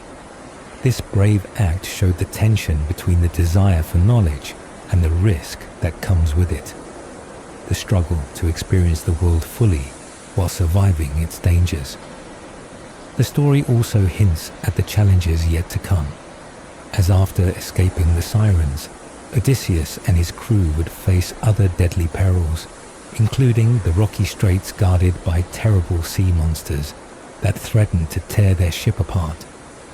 The tales of the sirens serve as a powerful reminder of the dangers hidden in beauty and the peril of temptation. Their songs, sweet and full of promise, mask a deadly trap for those who listen too closely. They represent not only physical danger, but also the struggle between reason and desire, knowledge and survival. Through the stories of Buttes, saved by divine mercy, and Odysseus, who faces the threat with careful preparation and courage, we see the many faces of human experience when confronted with forces beyond control, These ancient legends echo through time, warning and inspiring those who hear them to be cautious but brave, to respect the power of the unknown, and to rely on friendship and wisdom to overcome even the most enchanting dangers. As the ship drew near the island where the sirens sang their deadly song, the air grew heavy with a strange stillness, as if the world itself were holding its breath. The sea calmed, lulled by some hidden divine power, and the wind, once a helpful friend, died away to nothing. The men on the ship rose with careful movements, furling the sails and stowing them safely below deck, their polished oars dipping into the white foam as they began to row with steady rhythm. The leader of the voyage, knowing the peril that awaited, took his sharp sword and cut a great round piece of wax into small chunks. With strong hands under the shining rays of the sun god, he kneaded the wax until it softened and melted. Then, carefully, he sealed the ears of his crew one by one with the warm wax, protecting them from the enchanting but deadly music that would seek to trap their minds. Bound by duty and fate, they obeyed the commands given, steady in their task, their strength steady as the ship moved forward. The leader himself had his hands and feet tied tightly with strong ropes to the mast, standing upright and held fast so that no matter how much the siren song called to him, he could not move toward danger or steer the ship toward destruction. If he begged for release, the men were told to bind him even more tightly, a safety in chains to protect the crew from the fatal lure. As the ship neared the shore, the sirens saw their chance and lifted their voices in perfect, clear notes that floated over the water. Their song called out directly to the leader, naming him, praising him as the pride and glory of all Greece.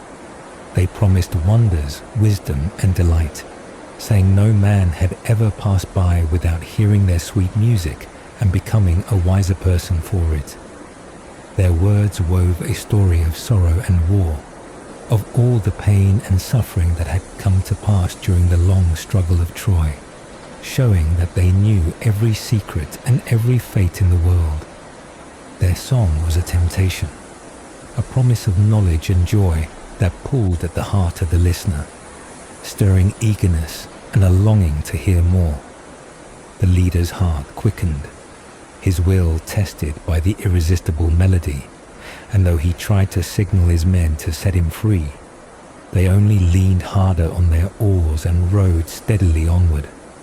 Two trusted companions stood up quickly, moving with urgent care to bind him tighter, refusing to let him go. Their hands were firm and determined, holding him back from the edge of doom. With every stroke of the oars, they moved further from the danger, the voices of the sirens fading into distant whispers, until at last the music and their words could no longer be heard at all. Then, with relief and care, the men removed the wax from their ears, bringing back the gift of hearing, and untied their leader, who had been bound so tightly for their protection. But even as the island disappeared behind them, a new threat loomed ahead. Smoke rose above the furious breakers, and a dreadful noise echoed over the water, warning of the whirlpool that awaited them, a monstrous force of nature that could swallow the bravest ship whole. The journey continued, filled with danger and darkness. The leader would later recount to his wife the trials he had faced, telling her how he had heard the siren's song and passed through the terrible straits, coming close to the deadly whirlpool and the cruel sea monster that guarded the narrow passage. Each challenge was met with courage, wisdom, and the help of loyal friends who held fast to their oars and to their leader, ensuring that they could all survive and return home despite the dangers that surrounded them. The story of the siren stands not just as a tale of enchantment and peril, but as a lesson in trust, loyalty, and the strength it takes to face temptation without falling victim. It is a reminder that sometimes the most beautiful voices can hide the greatest dangers, and that survival often depends on the bonds we share and the wisdom to prepare for the unseen threats of the world. Odysseus sailed past the island of the Sirens, beings who are both mysterious and dangerous, daughters of the river god and a muse, and whose names were known to be Peisinoi, Aglaope, and Delxiepia. Each had a special gift. One played a stringed instrument, the cithara, another sang with a voice that could charm any listener, and the third played the flute, weaving melodies together that no sailor could resist.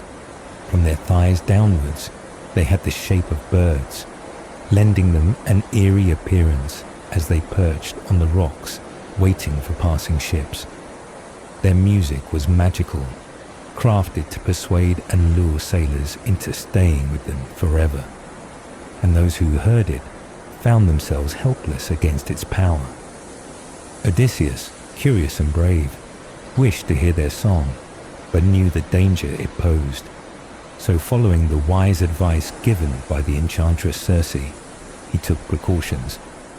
He plugged the ears of his comrades with wax to block out the song's bewitching call, while he himself was tied tightly to the mast of his ship, unable to move no matter how much he begged to be released. As they passed by, the sirens sang with voices so beautiful and compelling that Odysseus longed to free himself and stay with them. But his loyal crew only bound him tighter, ensuring the ship sailed safely beyond the island. An ancient oracle had foretold that the sirens' lives would end if any ship ever managed to sail past them without succumbing to their song. And indeed, upon Odysseus's escape, the prophecy came true. They died, thrown from the cliffs into the sea, ending their dangerous existence. The poet Lycophron described how Odysseus would wander through treacherous places, passing narrow straits filled with dangers, such as the fatal meeting place near the Tyrrhenian Sea, where terrifying monsters like the sea serpent Scylla lurked, and where the rocks themselves seemed alive with the harpy-limbed sirens, their voices deadly to those who sailed too close. The song of the sirens was so powerful that it even claimed the lives of fierce beings, like the centaurs who had escaped the wrath of the hero Heracles. These centaurs were enchanted by the sirens' melodies and became so lost in their sweet music that they forgot to eat, wasting away and dying, trapped by a spell woven from song alone. The sirens were said to be the triple daughters of the river god, born of the muse who was famous for tragic song and poetry, and they mimicked the strains of their mother's melodious voice, blending music and magic. In their final moments, after Odysseus's escape, the sirens hurled themselves from the cliffs into the sea, their wings carrying them briefly before the bitter thread of fate pulled them under the waves, marking the end of their haunting song forever. Ancient writers describe how the sirens sang words chosen to delight Odysseus the most, appealing to his deep desires for knowledge and fame. They claimed to know all things, both past and future, all that would ever happen on the fruitful earth, making their song not just enchanting but filled with irresistible wisdom and promise. Their voices promised understanding of the world's secrets and the fate of men, tempting any who would listen.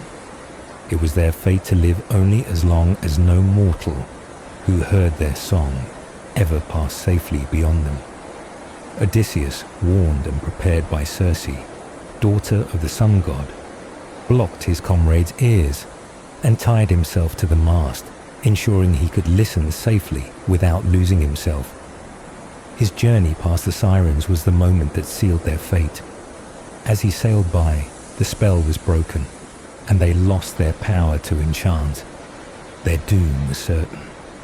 This tale of Odysseus and the sirens is one of caution and bravery.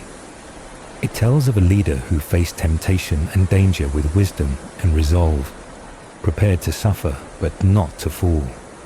His crew, loyal and strong, helped him resist the deadly lure.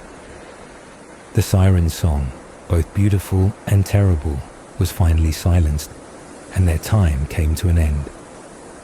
This story reminds us of the power of music and magic, and of the dangers that sometimes hide behind beauty and sweetness. It is a story about the strength to resist and the cost of curiosity, told across the ages to warn and to inspire those who hear it. With cleverness and courage, he passed by the dangerous rocks where the sirens dwelt, their enchanting voices rising to tempt every sailor who neared, promising secrets and knowledge beyond imagining, yet hiding deadly traps beneath their beautiful song. The place where they lived came to be known as Cyrenides, lying between Sicily and Italy, a region marked forever by their haunting presence. It is said that when the sirens learned that the son of Odysseus was nearby, they took his life, putting to death Telemachus, striking at the lineage of the great hero with cruel intent.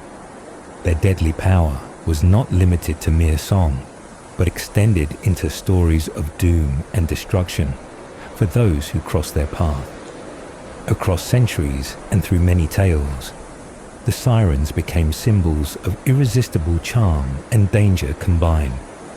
Figures in poetry and myth who could bind the hearts and minds of men as strongly as the bonds of death itself.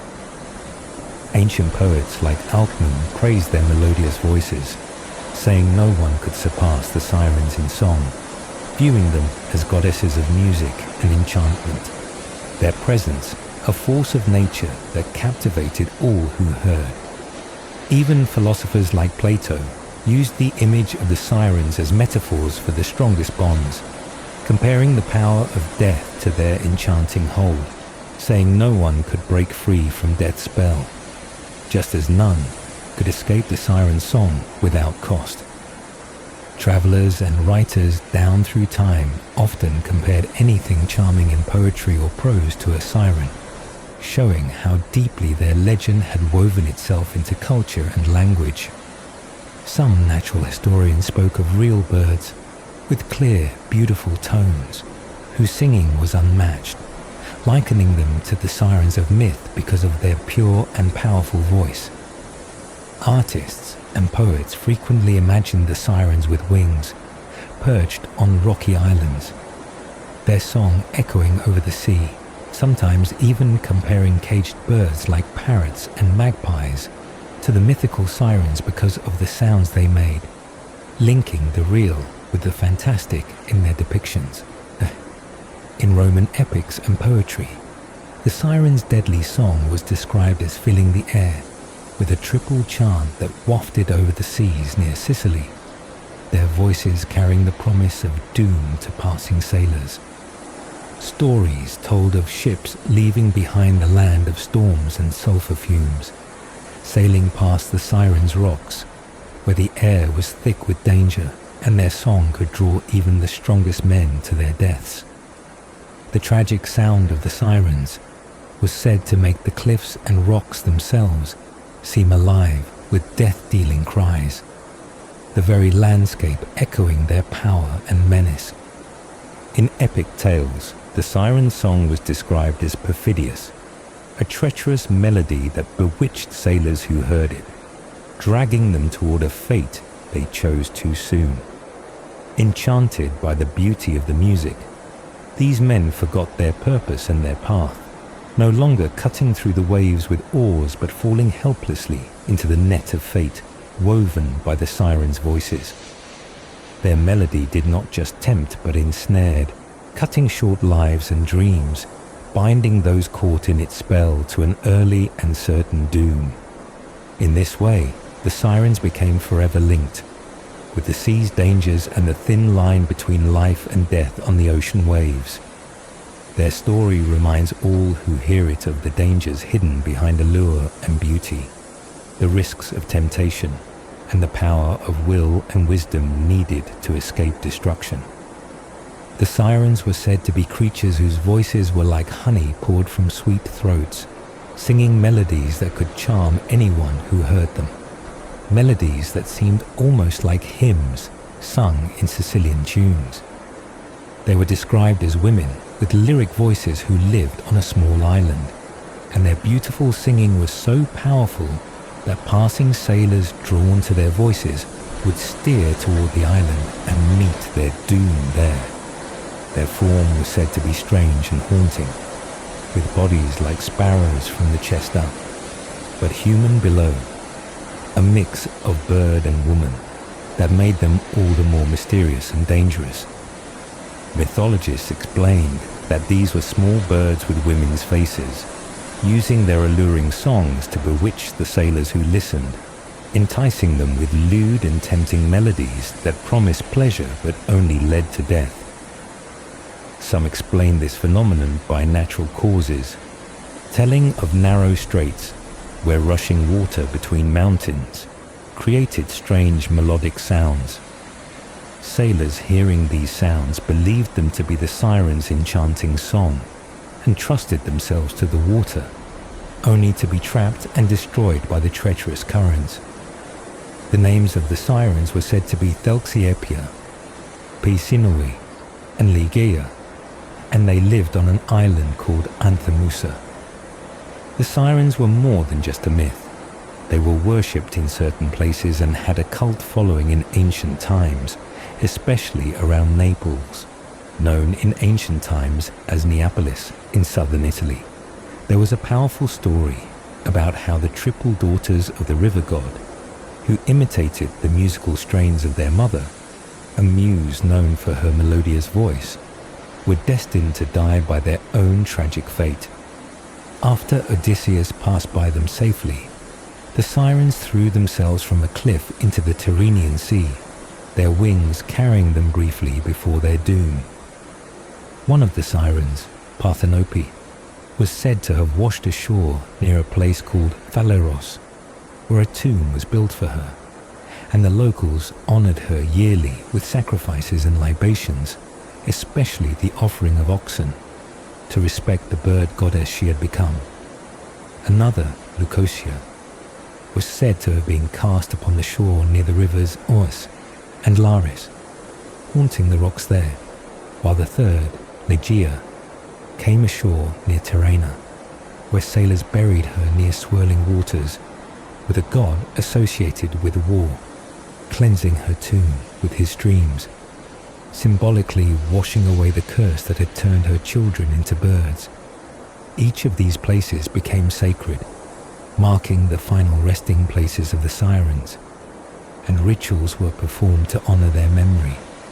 At Naples, for instance, a torch race was held annually in honor of Parthenope, in obedience to an oracle's command, a ceremony celebrated by sailors and citizens alike, a way to remember the goddess, and perhaps to seek protection from the dangers the sirens once represented. The geographer Strabo mentioned that a monument to Parthenope stood near Naples, a physical reminder of the legend's power and the importance of the sirens in local culture. Their story was not just one of deadly temptation, but of transformation, worship, and remembrance. The sirens, with their haunting music, left a mark on the landscape and on the hearts of those who lived by the sea. Their voices echoed in the rocks and waves, and their legacy was carved into history, geography, and ritual. From myth to monument, from song to sacrifice, the sirens were woven into the fabric of ancient life, representing the fine line between beauty and danger, pleasure and death, and the eternal call of the sea's mysteries. The memory of the sirens, those enchanting yet deadly beings, lived on strongly in the landscapes and traditions of southern Italy, especially near the ancient city of Neapolis, now Naples. There, an oracle's command was followed faithfully through the ages by the celebration of a gymnastic contest, honoring the sirens' legacy. This contest, a solemn event tied to ancient beliefs, was a reminder of the power and presence of the sirens in local life, marking their influence not only in myth, but also in the everyday lives of the people who dwelt near the sea. The connection of the sirens to this place was so deep that even the geography bore their name. At Sarenton, a city in the Campania region, a temple dedicated to the goddess Athena jutted out into the sea, standing near a cape known by many as the Cape of the Sirens, or Serenusai.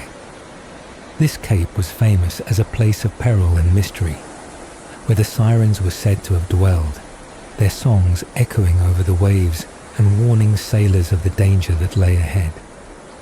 A short voyage from this cape would lead travellers to the island of Capri, and beyond it lay rocky and deserted isles known collectively as the Sirens, the very islands where the deadly enchantresses once sang their fatal melodies.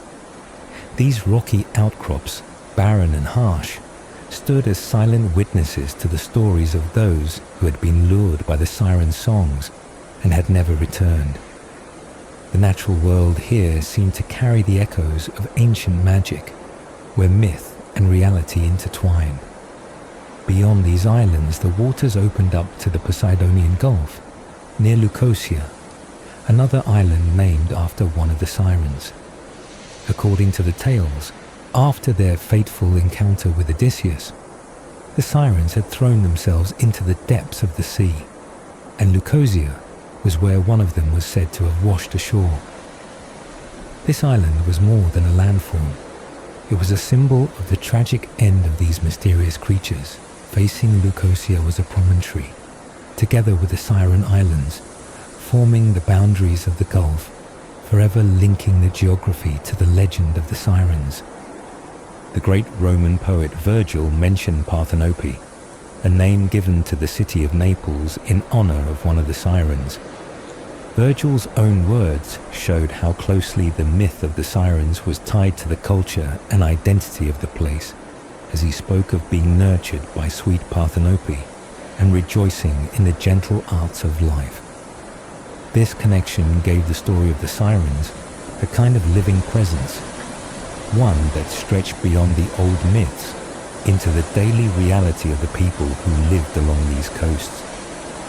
The Roman encyclopedia, The Natural History by Pliny the Elder, also spoke of Naples and linked its name directly to the tomb of one of the sirens, making the myth part of the city's foundation story and a part of its lasting heritage.